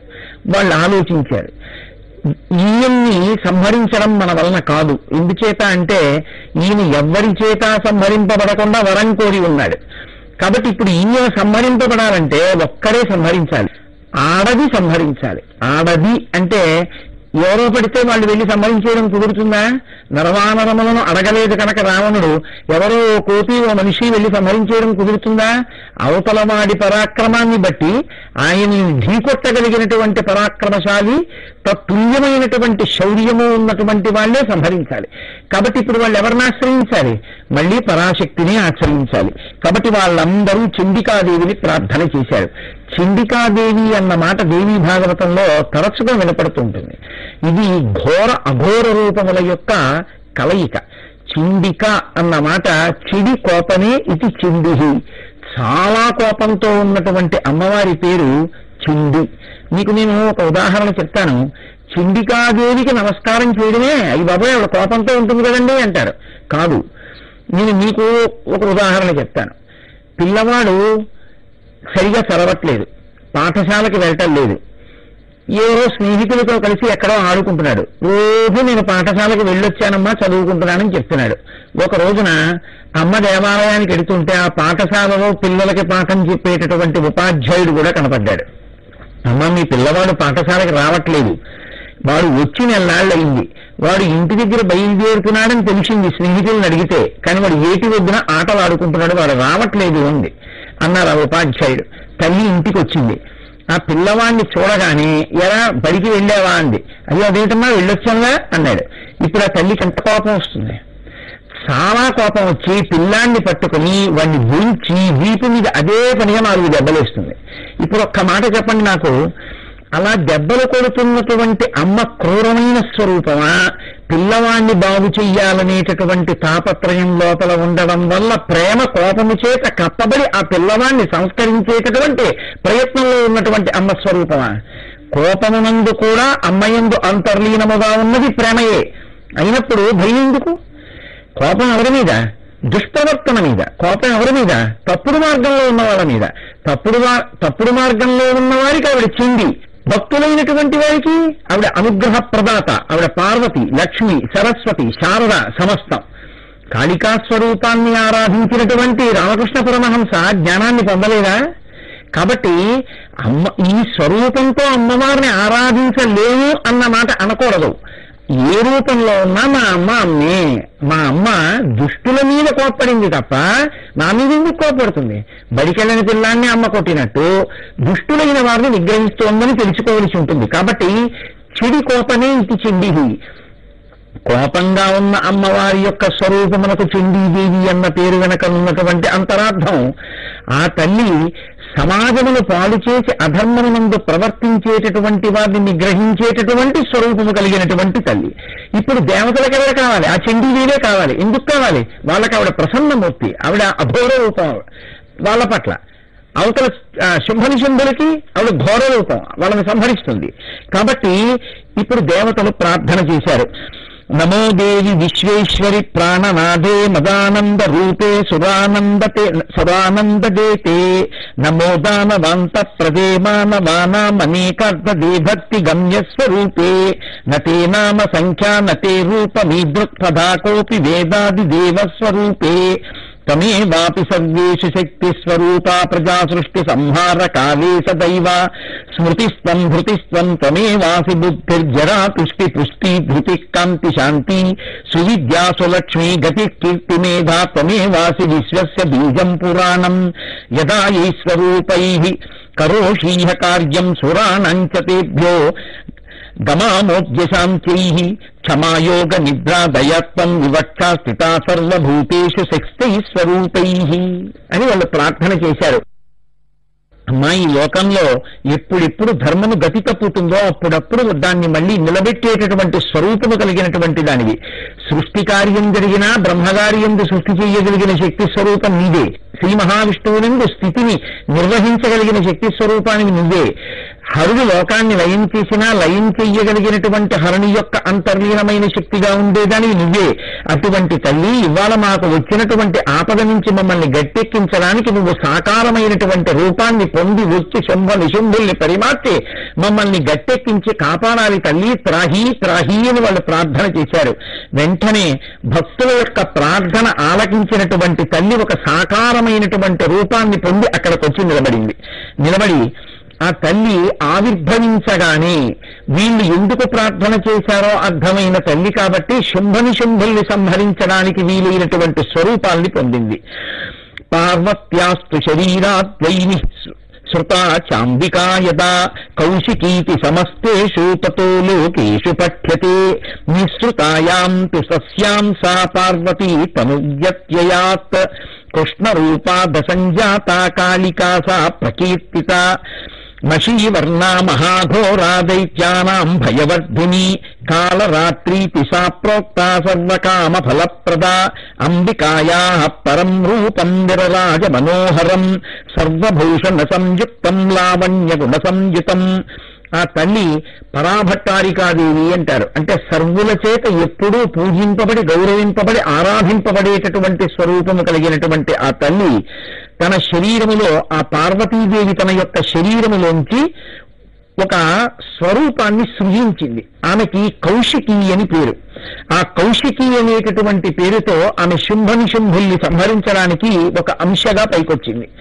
ఆవిడే నల్లటి వర్ణము దాల్చినదై కాళీ స్వరూపమును పొందినది ఇంకొక స్వరూపంగా పక్కకొచ్చింది. మధ్యలో జగదంబ అయినటువంటి తల్లి కూర్చునుంది. ఇప్పుడు ఇటు కాళీ చేత కౌశికి చేత సేవింపబడుతున్నటువంటి జగదంబ యొక్క స్వరూపాన్ని నిరంతరము అంతటా స్వేచ్ఛగా మనని అడ్డగించేవారెవరనేటటువంటి ధైర్యంతో తిరగడానికి అలవాటు పడిపోయినటువంటి శుంభనిశుంభుల యొక్క అనుమాయులైన కొంతమంది దైత్యులు అటుగా తిరుగుతూ ఆవిడ్ని చూశారు. చూసి రాక్షస బుద్ధి అంటే అలా ఉంటుంది. వీళ్ళందరూ ప్రార్థన చేశారు, ఈ తల్లి ఆవిర్భవించింది, ఆడదాని చేతిలో మరణం లేకుండా మన ప్రభువు కోరుకోలేదు, ఈవిడ మన ప్రభువుని సంహరిస్తుందేమో, మనందరికీ ప్రమాదం ఏర్పడుతుందేమో అన్న భయం వాడికి లేదు. వాడనుకున్నాడు, ఎంత అందంగా ఉందా, ఈవిడే మన ప్రభువుకి భార్య కావాలనుకున్నాడు. అనుకుని గబగబా పరిగెత్తుకెళ్లి తన ప్రభువుతో ఆ సుగ్రీవుడనేటటువంటి రాక్షసుడు ఒక మాట చెప్పాడు. అయ్యా, నువ్వు అనేకమైనటువంటి రత్నాల్ని తీసుకొచ్చావు, ఇంద్రుణ్ణి కొట్టి పట్టుకొచ్చావు, వరుణుణ్ణి కొట్టి పట్టుకొచ్చావు, దేవలోకాన్ని కొట్టి పట్టుకొచ్చావు, ఎన్నో అపురూపమైనటువంటి వస్తువులన్నిటినీ తీసుకొచ్చి ఇంట్లో పెట్టావు. ఎన్ని గొప్ప గొప్ప వస్తువులను తెచ్చి ఇంట్లో పెట్టినా ఇంట్లో దీపం లేకపోతే ఆ వస్తువులన్నీ కనపడతాయా? వాటి శోభ తెలుస్తుందా? వాటి వైభవం ఏమో ప్రకాశిస్తుందా? అలా నీ ఇంట వాటి యొక్క వైభవాన్ని ప్రకాశింపచెయ్యగలిగిన రత్నములకు రత్నమైన పెద్ద రత్నాన్ని నువ్వు తేవడంలో ఏమరపాటు చెందావు. అదిగో అటువంటి స్త్రీ ఇప్పుడే ఆవిర్భవించింది. నేను చూశాం, పక్కన కౌశికి, కాళీ అనబడేటటువంటి 2 స్వరూపములు ఆవిడ్ని సేవిస్తున్నాయి. ఎంత సౌందర్య రాశియో! ఆమెని నీ భార్యగా పొందితే నీ జన్మ ధన్యం అవుతుంది, నీ తెచ్చినటువంటి రత్నాలకి పెద్ద రత్నం అవుతుంది అన్నారు. వెంటనే ఆయన మంత్రుల్ని పంపించి తనని వివాహం చేసుకోవలసిందిగా అమ్మవారికి కబురు చేశాడు. అజ్ఞానం అంటే హద్దులేని స్థితిలో అలా ఉంటుంది. ఏమిటి ధైర్యం అంటే, మమ్మల్ని ఏం చేస్తుంది ఆడది, మా చేత సుఖమును అనుభవించడానికి యోగ్యమైన వస్తువే తప్ప మమ్మల్ని నిగ్రహించగలిగినటువంటి స్థితి ఆడదానికి ఉండదు. అది ఆయన యొక్క గర్వం. కాబట్టి ఇప్పుడు నేను వివాహం చేసుకుంటానని కబురు చేశాడు. అమ్మవారు మహిషాసుర మర్దనంలో మాట్లాడినట్టుగా మాట్లాడలేదు. ఇక్కడ ఒక చిన్న చమత్కారం చేసింది. ఆవిడండి వచ్చిన మంత్రితో, బాలభావాద్రతం కించిత్ కృతం రాజన్ మయాపురా క్రీడంత్యాచ వయస్యాభిః సహైకాంతే యదృచ్ఛయా స్వదేహ బలదర్పేణ సఖీనాం పురతోరః మత్సమాన బలశూరోరణే మాం జేష్యతి స్ఫుటం తం వరిష్యామ్యహం కామం జ్ఞాత్వా తస్య బలాబలం జిత్వా మాం స్వబలేనాత్ర వాంఛితం కురుచాత్మనః త్వం వా తవానుజో భ్రాతా సమేత్య సమరాంగణే జిత్వా మాం సమరేణాత్రా వివాహం కురు సుందరా అని కబురు చేసింది. ఆవిడంది, ఏమీ లేదయా, చిన్నతనంలో నేను నా చిలికెత్తెలతో కలిసి ఆడుకుంటున్నప్పుడు వాళ్ళందరూ పుట్టుకతోనే నన్ను చాలా బలమున్నదాన్ని అని భావన చేసి కీర్తిస్తుండేవారు. వాళ్ళందరూ నన్ను ఒకసారి అడిగారు, నువ్వు ఇంత అందంగా ఉంటావు కదా, ఇంత బలంగా ఉంటావు కదా, నువ్వు ఎవరిని పెళ్లి చేసుకుంటావు అన్నారు. నేను బాల్య చాపల్యము చేత ఆనాడు వాళ్ళందరి దగ్గర ఒక ప్రతిజ్ఞ చేసేశాను. నేనన్నాను, నేను ఇంత అందంగా ఇంత బలంగా ఉంటాను కాబట్టి నన్ను యుద్ధంలో ఎవరు ఓడిస్తారో అలా ఓడించిన వాడిని పెళ్లి చేసుకుంటానన్నాను. కాబట్టి నువ్వైనా పర్వాలేదు, నీ తమ్ముడు నిశుంభుడైనా పర్వాలేదు, మీ ఇద్దరిలో ఎవరు నన్ను ఓడించినా నేను వాళ్ళని పెళ్లి చేసుకుంటాను. కాబట్టి మీ ఇద్దరిలో ఎవరైనా సరే యుద్ధానికి రావచ్చని కబురు చేసినాడు. ఈ వెర్రి వాళ్ళు అసలే తమకంతో ఉన్నటువంటి వాళ్ళకి అమ్మవారు పంపించినటువంటి కబురు అసలు మతులు లేకుండా అసలు ఉన్న బుద్ధి కూడా పాడైపోయేటట్టుగా చేసింది. ఇప్పుడు వాళ్ళిద్దరూ వంతులు వేసుకున్నారు.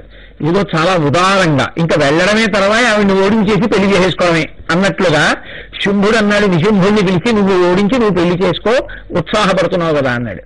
నిశుంభుడు అన్నాడు, నువ్వు ప్రభువు కదా, పెద్దవాడివి కదా, సింహాసనం మీద కూర్చోబెట్టాం కదా, నిన్ను సేవిస్తున్నాం కదా, నిన్ను అనువర్తిస్తున్నాం కదా, అటువంటిది నేను పెళ్లి చేసుకోవడం ఏమిటి, బాగుండదు, నువ్వే పెళ్లి చేసుకో. ఇద్దరు అసలు ఆవిడ దగ్గరికి వెళ్ళిన తర్వాత ఇద్దరు మడిచిపోతారు. కానీ వాళ్ళ ఉత్సాహం అంత హద్దు లేని రీతిలో ఉంది. కాబట్టి నువ్వు పెళ్లి చేసుకో అంటే నువ్వు పెళ్లి చేసుకో అన్నారు. అని సరే ఆవిడ్ని తీసుకురావడం కోసం అని చెప్పి కొంతమంది, మనం ముందు అసలు యుద్ధంలో ఓడించి తీసుకురావాలిగా, దానికి మనం వెళ్ళడం ఎందుకు? మన మంత్రులు సేనాపతిలో వెళ్ళి ఓడించి తీసుకొస్తే మనం ఓడించినట్టే లెక్క. ఈ పాటి దానికి మనం వెళ్ళక్కర్లేదు. కాబట్టి ధూమ్రలోచనుడు అనబడేటటువంటి వాళ్ళ దగ్గరున్న ఒక కింకరుణ్ణి సైనిక బలాన్ని ఇచ్చి పంపించారు. ఆ ధూమ్రలోచనుడు అమ్మవారితో యుద్ధాన్ని ప్రారంభించాడు. ఆయన కూడా యుద్ధం ప్రారంభించినప్పుడు ఆయన ఉద్దేశం ఏంటంటే, అలా ఈవిడితో పెద్ద యుద్ధం ఏమిటి, ఈవిడ నా చేతిలో చాలా తేలిగ్గా నిహతురాలైపోతుందని. తీరా యుద్ధం ప్రారంభించిన తర్వాత మీతో మనవి చేశానుగా, ఇటువంటి ఖండకావరం ఉన్న వాళ్ళ పేచమనసడమే ఆ తల్లి యొక్క ప్రయోజనం. భగవంతుని యొక్క స్వరూపంలో ఉండేటటువంటి చమత్కారం అదే. ఆయన ఎంత ఉన్నాడో అన్నది మీరు ఆలోచించకూడదు. ఎంత ఉన్నా అంతటా ఉన్నది అందులో ఉంటుంది. బీజస్యంతరివంకురో జగదిదం ప్రాంగ్ నిర్వికల్పం పునః మాయా కల్పిత దేశకాల కలనా వైచిత్ర చిత్రీకృతం అంటారు శంకరాచార్యులు వారు. ఒక మర్రి చెట్టుకి ఆ మర్రి చెట్టు ఏర్పడడానికి కావలసినటువంటి వ్యూహం అంతా ఇందులో ఉంది. చిన్న మర్రి గింజలో ఉంది. ఒక నువ్వు గింజలో ఏమున్నాయి? అన్ని నువ్వు గింజలు ఉన్నాయి. ఎలా ఉన్నాయి? ఒక నువ్వు గింజను పట్టుకెళ్ళి మీరు పాతారనుకోండి, ఒక నువ్వు చెట్టు వచ్చింది, అందులోంచి ఇన్ని నువ్వులు వచ్చాయి. ఇన్ని నువ్వులు మళ్ళీ వేశారు, అన్ని నువ్వులు వచ్చాయి. అన్ని నువ్వులు వేశారు, అన్ని నువ్వులు వచ్చాయి, మళ్ళీ వేశారు. అది ఎంత అని చెప్పడానికి వీలు లేనన్ని నువ్వులు ఏర్పడతాయి. ఒక్క నువ్వు గింజలోంచి ఇన్ని నువ్వులు రాగలిగితే పరమేశ్వరుడు ఏ రూపంలో ఉంటే మాత్రం అనంతమైనటువంటి ఆయన శక్తి ఆయనని విడిచిపెట్టి ఉంటుంది. అది ఎప్పుడూ ఆయనతోనే ఉంటుంది, ఆయనలోనే ఉంటుంది, వ్యూహంగా ఉంటుంది. అది ఆయన్ని విడిచిపెట్టి ఉండదు. కాబట్టి శక్తి స్వరూపిణి అయినటువంటి అమ్మవారు పైకి అలా కనపడినా ఆ తల్లికి యుద్ధం చేయడంలో పెద్ద విశేషమేం ఉంటుంది? ఎంతమంది వెళ్ళనివ్వండి, అది పెద్ద విశేషమేం కాదు, వాళ్ళని సంహారం చేస్తుంది. కాబట్టి ఇప్పుడు ముందు ధూమ్రలోచనుడు వెళ్ళాడు. వెళ్ళినటువంటి ధూమ్రలోచనుడు అమ్మవారితో కొంతసేపు యుద్ధం చేశాడు. యుద్ధంలో అబ్బో ఈవిడ చాలా బాగా యుద్ధం చేస్తోందనేటటువంటి పట్టుదల క్రమక్రమంగా తన ప్రాణాలను తాను రక్షించుకోవాలనేటటువంటి స్థితికి జారిపోయింది. మొట్టమొదట్లో ఈవిని పట్టుకోవడం తేలికనుకుంటారు. తర్వాత ఆవిడ యొక్క యుద్ధ వ్యగ్రతని, ఆవిడికి యుద్ధంలో ఉన్నటువంటి నైపుణ్యాన్ని చూస్తే అసలు ఈ యుద్ధంలోంచి మనం బతికి బయటపడితే చాలన్న స్థితి వచ్చింది. ఇప్పుడు ఆ స్థితిలో ప్రాణాలకి తెగించి పోరాడాడు. ఆవిడ యొక్క ఆవిర్భావమే ఇటువంటి రాక్షసుల్ని సంహరించడానికి. కాబట్టి ధూమ్రలోచనుల్ని సంహరించింది. తర్వాత నిశుంభుడు వెళ్ళాడు. నిశుంభుడు వెళ్ళినా యుద్ధానికి ఇదే మాట మాట్లాడతాడు అమ్మవారితోటి. ఆ నిశుంభుడు కూడా అమ్మవారి చేతిలో హతుడైపోయాడు. తర్వాత శుంభుడు వెళ్ళాడు. ఆ శుంభుడు కూడా అమ్మవారి చేతిలో హతుడైపోయాడు. ఈ విధంగా శుంభ నిశుంభులు హతులైపోయారు. ఈ శుంభ నిశుంభుల కన్నా ముందు చాలా భయంకరమైనటువంటి వ్యక్తి, మరణించవలసిన వ్యక్తి, అసలు శుంభ నిశుంభ వధలో చాలా గొప్ప పాత్ర పోషించినటువంటి వాడు రక్తబీజుడు. రక్తబీజుడి మీద యుద్ధం చేస్తున్నప్పుడు సమస్త దేవతల యొక్క అంశాలు వచ్చాయి. ఇంద్రుని యొక్క శక్తి అయిన ఇంద్రాణి వచ్చింది, అలాగే వరుణుడి శక్తి వచ్చింది, వాయుదేవుడి శక్తి వచ్చింది, శంకరుడి శక్తి వచ్చింది, విష్ణువు యొక్క శక్తి వచ్చింది, బ్రహ్మగారి శక్తి వచ్చింది. అందరూ ఆయా శక్తులన్నీ వచ్చి యుద్ధం చేశాయి, దేవతా శక్తులన్నీ. ఎంతమంది యుద్ధం చేసినా వాడి శరీరాన్ని చెనకినంత మాత్రం చేత శరీరంలోంచి కింద పడినటువంటి రక్త బిందువులలోంచి మళ్లీ వాడెంత శక్తివంతుడో అంత శక్తివంతులైనటువంటి రాక్షసులు ఉద్భవించి యుద్ధం చేస్తూనే ఉన్నారు. దేవతలు పడగొట్టిన కొద్దీ ఇంకా రాక్షసుల యొక్క బలం పెరిగిపోతుంది. చూసింది అమ్మవారు. ఇలా యుద్ధం జరిగినంతసేపు అనేక మంది రక్తబీజులు పుడుతూ ఉంటారు. కాబట్టి ఇప్పుడు కాళికాదేవిని ఆవిడ చాముండా అని పిలిచింది. ఓ చాముండా, ఈ రక్తబీజుణ్ణి వధించడానికి నేను చక్రప్రయోగం చేసినప్పుడు ఈయన శరీరంలోంచి కారిపోతున్నటువంటి రక్తం నేల మీద పడి బిందువులుగా పడితే అందులోంచి తిరిగి మళ్ళీ అనంతమైన రక్తబీజులు పుడుతున్నారు. కాబట్టి వాళ్ళు పుట్టకుండా ఉండాలంటే నువ్వు పెద్ద నాలుకలు జాతి ఆ శరీరంలోంచి కింద పడుతున్న నెట్టుటిని యథాతథంగా తాగేసేయి. ఆయన శరీరాన్ని తరుగుతున్నప్పుడు ఆ మాంసాన్ని తినేసేయి. ఇంకప్పుడు రక్తబీజులు పుట్టరు. భయంకరమైన స్వరూపంతో వికటాట్టహాసం చేస్తూ పెద్ద నాలుకను జాపి రక్తబీజులు పుట్టకుండా నెత్తురు తాగి మాంసం తిని ఆ రోజున రక్తబీజుని యొక్క వధ చేసింది. అమ్మవారు ఉగ్రంగా కనపడింది ఎవరికి? రాక్షసులకి. మన పట్ల ఆవిడ సర్వదా కారుణ్యమూర్తి, పరమరక్షకురాలు. ఇంత గొప్ప యుద్ధం చేసి మేము మరణించమనుకుని స్త్రీల పట్ల చాలా చిన్న చూపుతో ప్రవర్తించినటువంటి రాక్షసులందరినీ కూడా ఆనాడు జగదంబ, చాముండా, కాళీ, మిగిలినటువంటి దేవతాకాంతల యొక్క సహాయంతో, దేవతల యొక్క శక్తి స్వరూపాల యొక్క సహాయంతో సంహరించి మనందరం సంతోషంగా ఉండేటట్టుగా చేసింది. ఈ కామక్రోధ స్వరూపమైనటువంటి చండముండుల్ని సంహరించినటువంటి ఘట్టాన్ని ఎవరు వింటారో వాళ్ళందరికీ కూడా జగదంబ యొక్క నిర్హేతుక కృపాకటాక్ష వీక్షణములు లభించి జీవితంలో ప్రశాంతంగా బతకగలిగినటువంటి సౌఖ్యం అబ్బుతుంది అని వ్యాసవాక్కు. కాబట్టి ఈ రోజున మనం చండముండాసుర వధని చెప్పుకున్నాం. రేపటి రోజున మరొక అద్భుతమైనటువంటి ఘట్టాన్ని స్పృశిస్తాను. మంగళాశాసన పరైహిమదాచార్య పరోగరై సద్వైస్తపూర్వైరాచార్యై సత్కృతాయాస్తు మంగళం. మంగళం కోసలేంద్రాయ మహనీయ గుణాత్మనే చక్రవర్తి తనూజాయ సర్వభౌమాయ మంగళం. ఉమాకాంతాయ కాంతాయ కామితార్థప్రదాయినే శ్రీగిరీశాయ దేవాయ మల్లినాథాయ మంగళం. సర్వం శ్రీ ఉమామహేశ్వర బ్రహ్మార్పణమస్తు. భుజం ప్రసన్నవదనం ధ్యాయేత్ సర్వవిఘ్నోపశాంతయేత్. గురుర్విష్ణుః గురుర్దేవో మహేశ్వరః గురుః సాక్షాత్ పరబ్రహ్మ తస్మై శ్రీ గురవే నమః. వ్యాసాయ విష్ణురూపాయ వ్యాసరూపాయ విష్ణవే నమో వై బ్రహ్మనిధయే వాసిష్ఠాయ నమో నమః. వాగర్భావివ సంపృక్తౌ వాగర్భ ప్రతిపత్తయే జగతః పితరం వందే పార్వతీ పరమేశ్వరౌ. హరి ఓం. ఈ దేశంలో ఒక చాలా గొప్ప విషయాన్ని గురించి ప్రపంచపటంలో ఉన్నటువంటి మిగిలిన దేశాలన్నీ కూడా చేతులెత్తి నమస్కరిస్తాయి. ఒక్క భారతదేశంలో ఉన్నటువంటి చాలా గొప్ప వ్యవస్థ ఏంటంటే వైవాహిక వ్యవస్థ. ఇక్కడ ఒకసారి ఒక స్త్రీ ఒక పురుషుణ్ణి, ఒక పురుషుడు ఒక స్త్రీని వివాహం చేసుకుంటే ఇంకా జీవితాంతం అంతే. ఆ ఇద్దరూ కలిసి అలా ఉంటారు తప్ప ఇవాళ పెళ్లి చేసుకోవడం రేపు పొద్దున్న విడాకులు ఇచ్చేయడం అనేటటువంటిది సనాతన ధర్మంలో ఎన్నడూ ఉండదు. అసలు ఆ మాటకొస్తే యథార్థానికి విడాకులన్న మాట సనాతన ధర్మమునందు లేనే లేదు. మీరు ఎక్కడైనా ఏ కావ్యంలోనైనా ఏ పురాణంలోనైనా భార్యని ఫలానా కారణానికి విడాకులు ఇచ్చేశాడు అన్న ఒక్క విషయాన్ని చూడండి, ఎక్కడా ఉండదు. చేయరాని ఘోరమైన నేరం చేసినటువంటి భార్యని కూడా ఉద్ధరించి చేపట్టారు. అహల్య పొరపాటో గ్రహపాటో పెద్ద పొరపాటే చేసింది. అయినా గౌతమ మహర్షి ఆవిడ్ని మళ్లీ తపస్సు చేసి రామచంద్రమూర్తి యొక్క పాదారవిందములు ఆవిడికి తగలడం వల్ల ఆవిడ మళ్లీ పతితపావనుడైన రామచంద్రమూర్తి యొక్క అనుగ్రహంతో తిరిగి ఆవిడ పాతివ్రత్యాన్ని పొంది మహాతల్లిగా శోభిల్లేటటువంటి అవకాశాన్ని కల్పించి స్వీకరించాడు తప్ప గౌతముడు అహల్యను విడిచిపెట్టలేదే. విడాకులన్న మాట అసలు సనాతన ధర్మంలో లేనే లేదు. ఇది స్త్రీ భర్తని అనుగమించడంలో ఎంత శక్తిని పొందుతుందో, యజ్ఞమో యాగమో తపస్సు చేసేటటువంటి పురుషుడి కన్నా స్త్రీ కేవలం భర్తని అనుగమించి కేవలం భర్తని అనుసరించి ఎంత గొప్ప స్థితిని పొందుతుందో మనకి దేవీ భాగవతం చూపిస్తుంది. అందున మీరు చూడండి, సనాతన ధర్మానికి అంతటికీ కూడా ఒక సంకేతం ఉంది. ఏమిటో తెలుసా అండి ఆ సంకేతం? మీరు లక్ష్మీనారాయణుని చూడండి, శ్రీమన్నారాయణుడు శేషపాంపు మీద పడుకుని ఉంటాడు. లక్ష్మీదేవి ఎక్కడ కూర్చుంటుంది? లక్ష్మీదేవి ఆయన పాదాల దగ్గర కూర్చుంటుంది. కూర్చుని ఏం చేస్తూ ఉంటుంది? ఆయన పాదాలు ఒత్తుతూ ఉంటుంది. ఆయన పాదాల దగ్గర తనంత తాను కూర్చున్న లక్ష్మి విష్ణువు ఎక్కడ పెట్టుకున్నారు? గుండెల్లో పెట్టుకున్నారు. ఆమె పాదాల దగ్గర కూర్చుంటే ఆయన గుండెల్లో పెట్టుకున్నారు.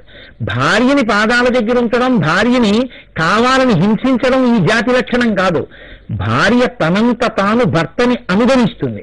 భార్య తనంత తాను భర్తని ఒక గురువుగా గౌరవిస్తుంది. ఆ గౌరవించి ప్రేమించి తన అనుష్ఠానము నిర్వహించుకోవడానికి తన ప్రక్కన తోడు నీడగా నిలబడినటువంటి భార్యని పైకెత్తి తన గుండెల్లో పెట్టుకుని ఆమె లేనిది నేను లేనన్న స్థితికి పురుషుడు చేరుతాడు. ఈ స్థితి ఎంత గొప్పదో, ఈ పాతివ్రత్యం ఎంత శక్తివంతమైందో చూపించేటటువంటి ఒక అద్భుతమైన ఘట్టాన్ని వ్యాస మహర్షి మనకి దేవీ భాగవతాంతర్గతంగా ఇచ్చారు. దాన్ని ఇప్పుడు మనం ఒక్కసారి పరిశీలనం చేద్దాం.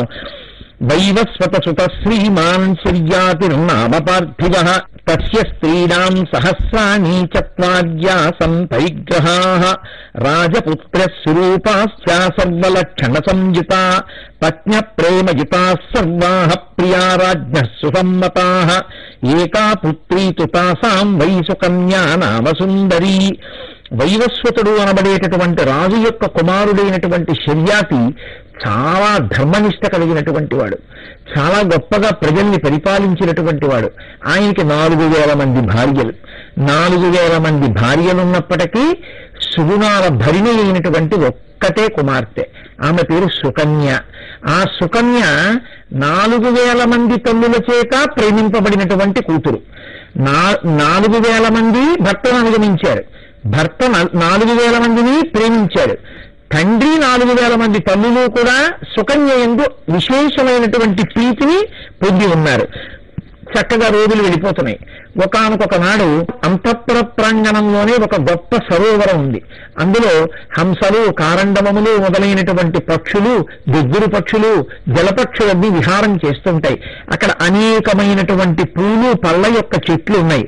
రావి చెట్లు, కదంబవనములు, అరటి చెట్లు, జంబు, జంబీర, పనస, ఖర్జూర, పోకమాను, కొబ్బరి చెట్లు, మొగలి చెట్లు, కోవిదారు చెట్లు, మల్లెతీగలు చల్లగా ఉల్లాసం కల్పిస్తూ మనసుకి ఎంతో ఆనందంగా ఉన్నటువంటి ఆ కొలను పక్కన ఉన్నటువంటి ఉద్యానవనంలోకి రాజు 4000 మంది తన కాంతలతోటి కూతురైన సుకన్యతోటి ప్రవేశించాడు. అక్కడే దూరంగా ఉన్నటువంటి ఒక చోట పరమవృద్ధుడైనటువంటి వాడు, చాలా తపోనిష్టాగరిష్ఠుడైనటువంటి వాడు చవన మహర్షి తపస్సు చేసుకుంటున్నాడు. అది చాలా ఏకాంతంగా ఉండేటటువంటి ప్రదేశం. ఆ ఉద్యానవనంలో ఒక మూలకి ఉండేది.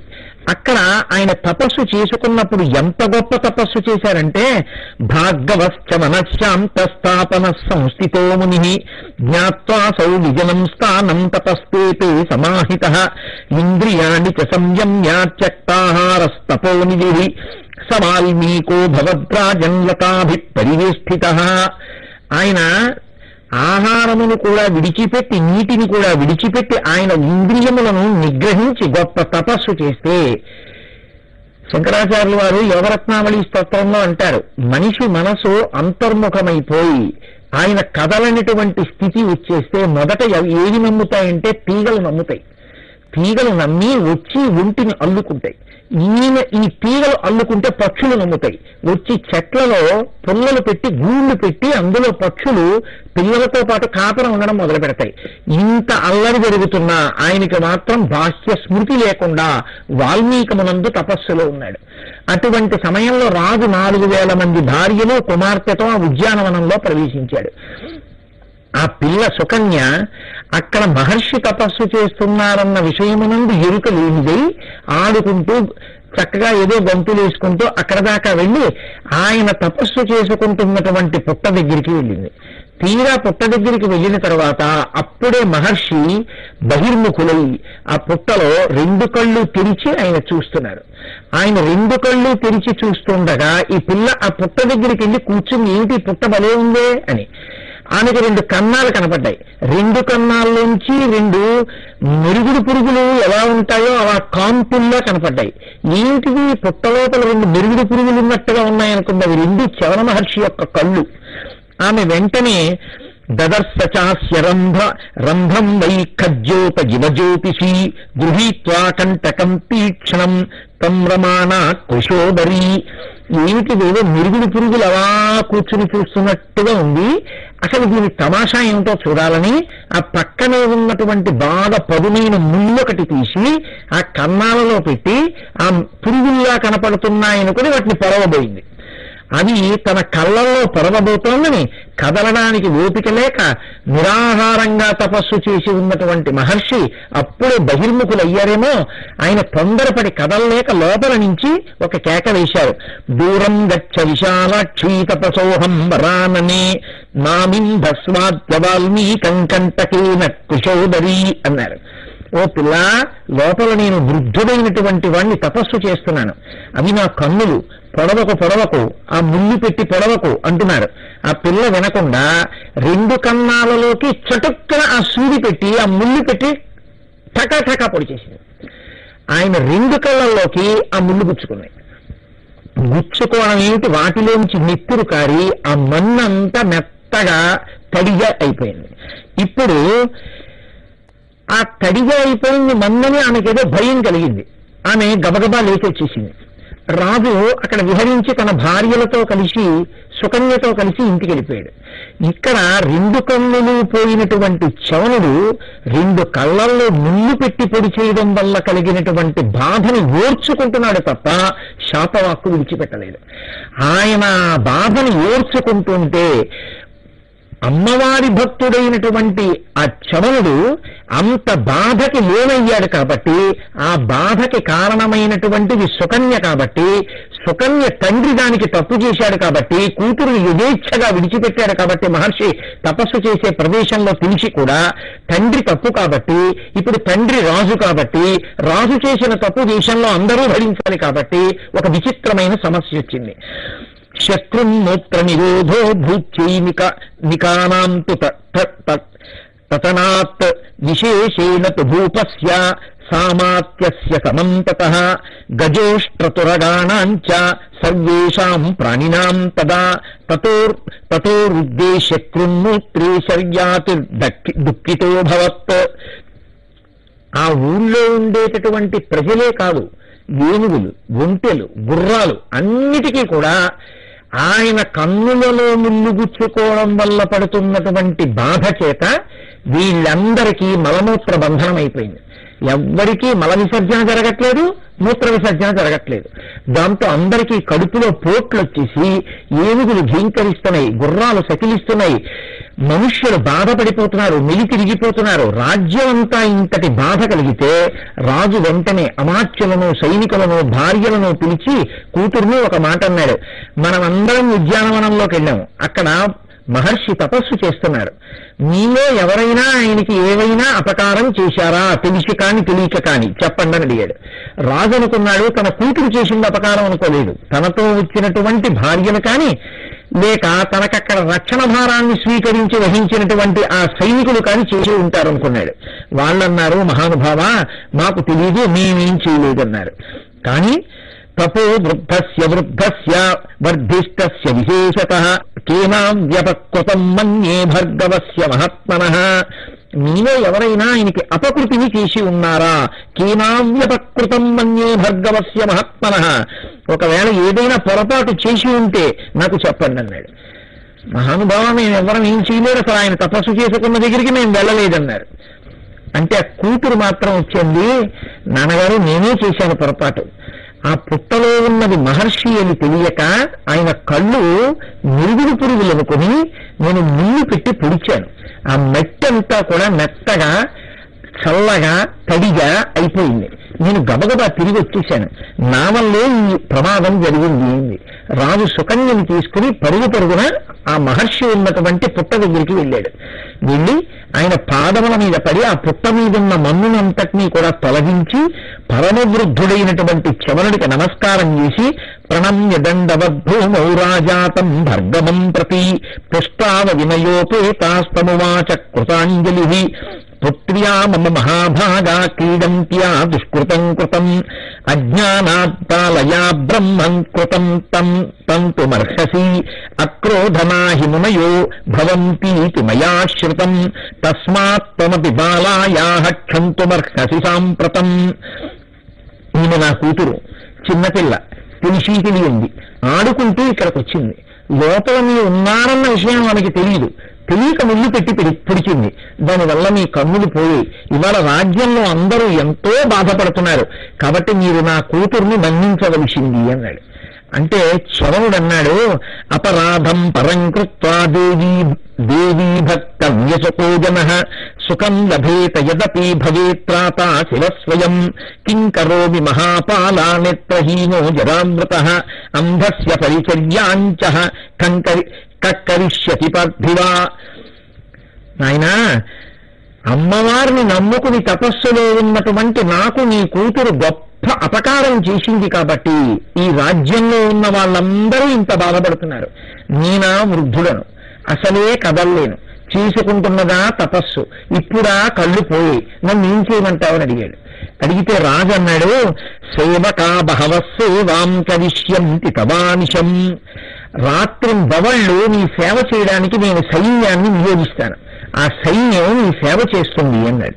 అంటే శవనుడు అన్నాడు, నువ్వు నాకు సైన్యాన్ని ఇచ్చి సేవ చేయమంటే వాళ్ళకి నా మీద ప్రేమ ఎందుకుంటుంది? నేను పిలిస్తే వస్తారు, ఎక్కడో దూరంగా కూర్చుంటారు. కానీ నన్ను కనిపెట్టి వాళ్ళు ఎందుకు సేవ చేస్తారు? నా మీద ప్రేమ సహజంగా ఉండవలసినటువంటి స్థానంలో ఉన్న వాళ్ళైతే నాకు సేవ చేస్తారు తప్ప నీ చేత నియోగింపబడిన వారు నాకు అలా సేవ చేస్తారా? చెయ్యరు. కాబట్టి దేహి మే పరిచర్యార్థం కన్యాం కమలలోచనాం తుష్యేనయా మహారాజా పుత్ర్యా తవ మహామతే కరిష్యామి తపశ్చాహం సామే సేవాం కరిష్యతి. కమలలోచన అయినటువంటి నీ కుమార్తె ఉందే సుకన్య, ఆమెని నాకు ఇచ్చి వివాహం చేయి. వివాహం చేస్తే నాకు భార్య అవుతుంది. నాకు భార్య అయితే భర్తని కాపాడుకోవడం భార్య యొక్క లక్షణం కాబట్టి చాలా బాగా నాకు పరిచర్య చేస్తుంది. అప్పుడు నేను తపస్సు చేసుకుంటాను. ఇంత వృద్ధుణ్ణి అసలేను, దానికి తోడు నేత్రములు పోయి. కాబట్టి ఇప్పుడు సైన్యం నాకు సాయం చేయదు. నీ రాజ్యం అంతా సుఖంగా ఉండాలంటే నీ కూతుర్ని నాకు ఇవ్వడం వినా వేరొక మార్గం లేదన్న. ఇంత వృద్ధుడు మునికిపోతున్నాడు, కళ్ళు పోయి. ఇటువంటి వాడికి యవ్వనంలో అందచందాల భరిణైనటువంటి నా కుమార్తెని ఎలా ఇస్తాను? ఇవ్వలేనని, నా కూతురికి నేను ఇంతటి బాధ తెచ్చిపెట్టలేనని రాజు కూతురిని తీసుకుని అంతఃపురంలోకి వచ్చేశాడు. కానీ రాజ్యంలో ఉన్నటి వారందరూ కూడా బాధతో మిలిగిలి తిరిగిపోతున్నారు. సుకన్య తండ్రితో అంది, పిత కస్మాత్ భవానద్య చింతావ్యాకులితేంద్రియ మత్కృతే దుఃఖ సంవిఘ్నో విషణ్ణ వదనోసి వై అహం గత్వా మునిం తత్ర సమాశ్వాస్య భయార్పితం కరిష్యామి ప్రసన్నం తమాత్మదానేన వై పితః. ఓ నాన్నగారు, మీరు బెంగ పెట్టుకోకండి. నన్ను తీసుకెళ్లి ముని కోరుకున్నట్టుగా మునికి ఇచ్చి వివాహం చేయండి. నేను సంతోషంగా ఆ మునికి సేవ చేస్తాను. ఆ మునికి సేవ చేసి నా పాతివ్రత్యాన్ని నిరూపించుకుంటాను. దాని చేత మీ అందరూ కూడా ఈ కష్టం నుంచి గట్టెక్కుతారు. నేనేదో మిమ్మల్ని ఉద్ధరించడానికి మునిని స్వీకరిస్తున్నానని అనుకోకండి. ఒక స్త్రీకి భర్తని అనుగమించి పాతివ్రత్యంతో ప్రవర్తించడం కన్నా కావలసిందే ఉంటుంది. కాబట్టి నాకు ఇంతకన్నా ఏ విధమైనటువంటి కోరిక లేదు. మీరు నా యందు దయించి మునికి ఇచ్చి నన్ను వివాహం చేయండి. రాజు గత్యంతరం లేక ఈ పిల్లని తీసుకుని వెళ్లి ఆ రోజు రాత్రి చవన మహర్షికి ఇచ్చి వివాహం చేశాడు. ఆయనకిచ్చి వివాహం చెయ్యగానే అందరికీ మలమూత్ర బంధనం విడిపోయింది. రాజ్యం అంతా సంతోషంగా ఉంది. రాజు అనేకమైనటువంటి కట్నకానుకలు ఇచ్చాడు. ఆ పిల్ల సుకన్య అంది, నాన్నగారు అరణ్యంలో ఉండవలసినటువంటి దాన్ని, భర్తని సేవించవలసినటువంటి దాన్ని, ఆయన చూస్తే తపస్సు చేసుకునే వ్యక్తి, ఆయనక కన్నులు, ఆయన వృద్ధుడు, నాకు ఎందుకు ఈ భోగభాగ్యాలు? కాబట్టి నాకు అక్కర్లేదు.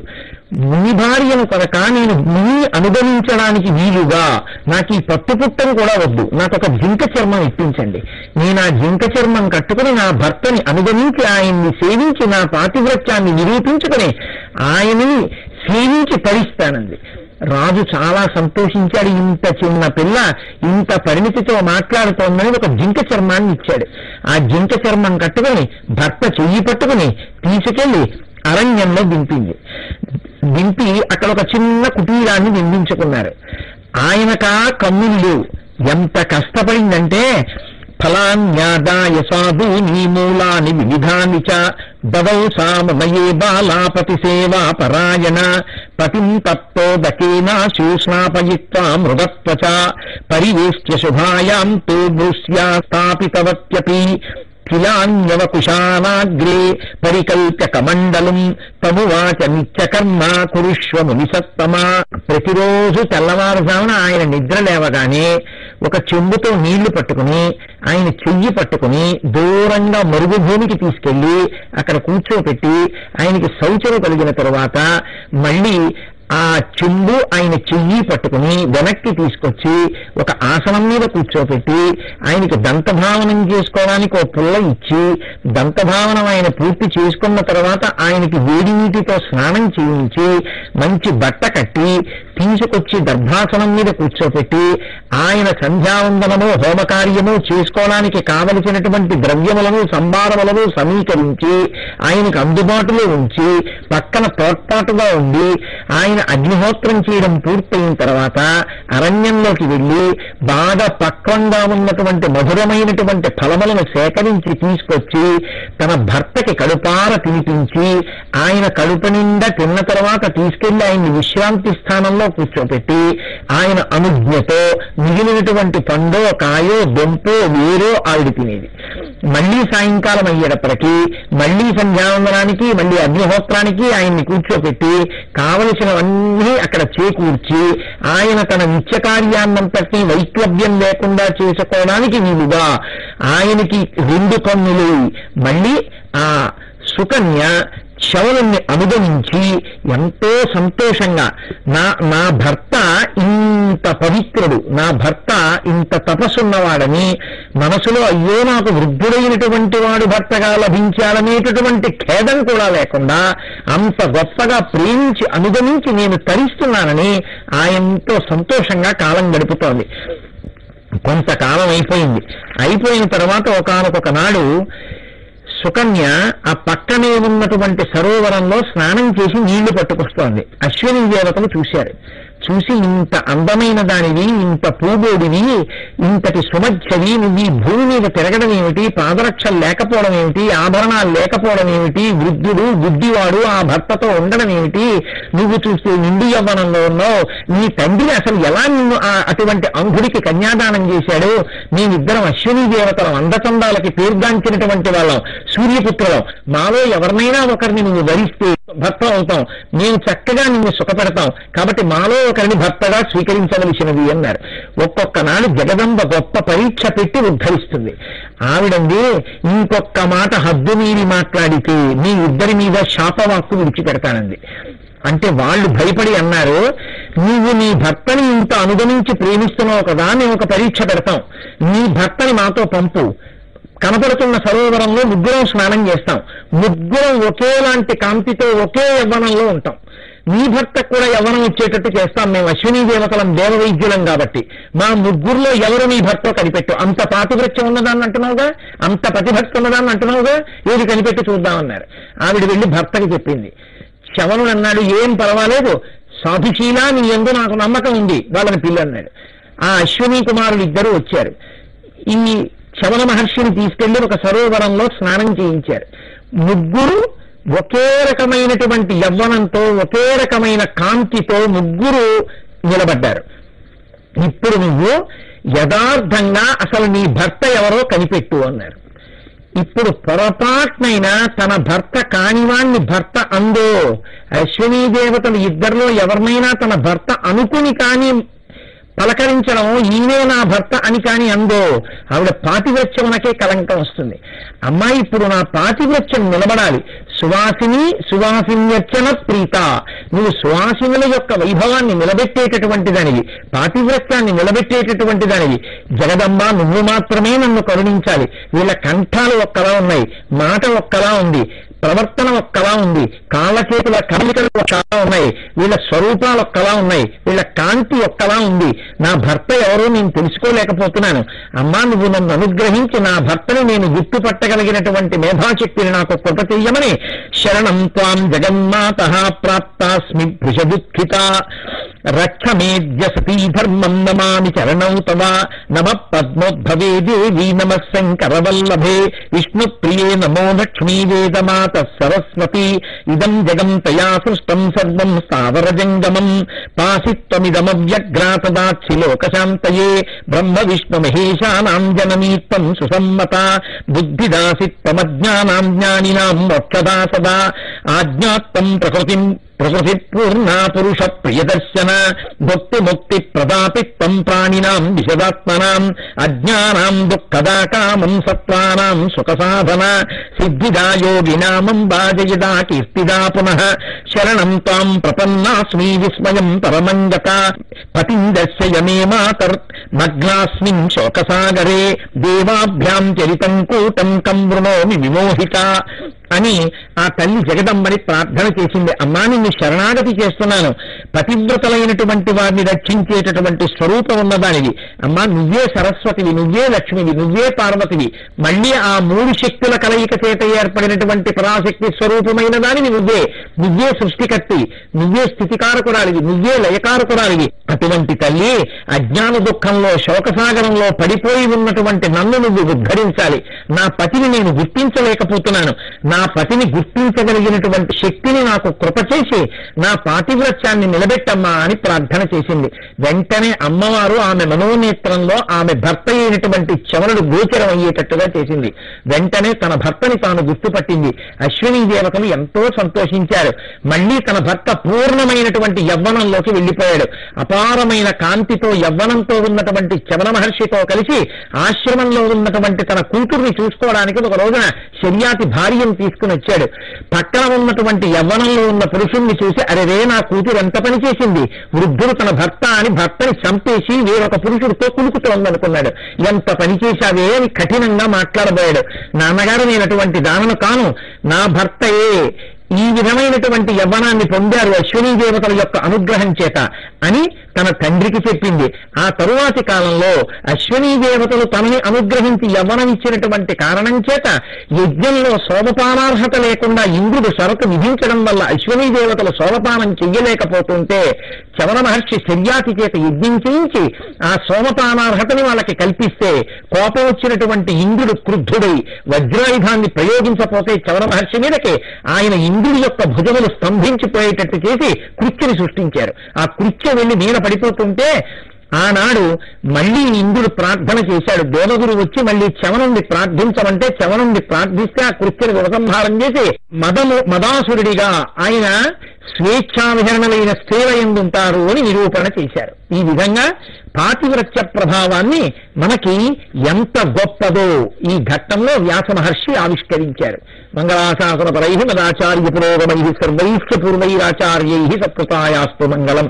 సర్వం శ్రీ ఉమామహేశ్వర పరబ్రహ్మార్పణమస్తు.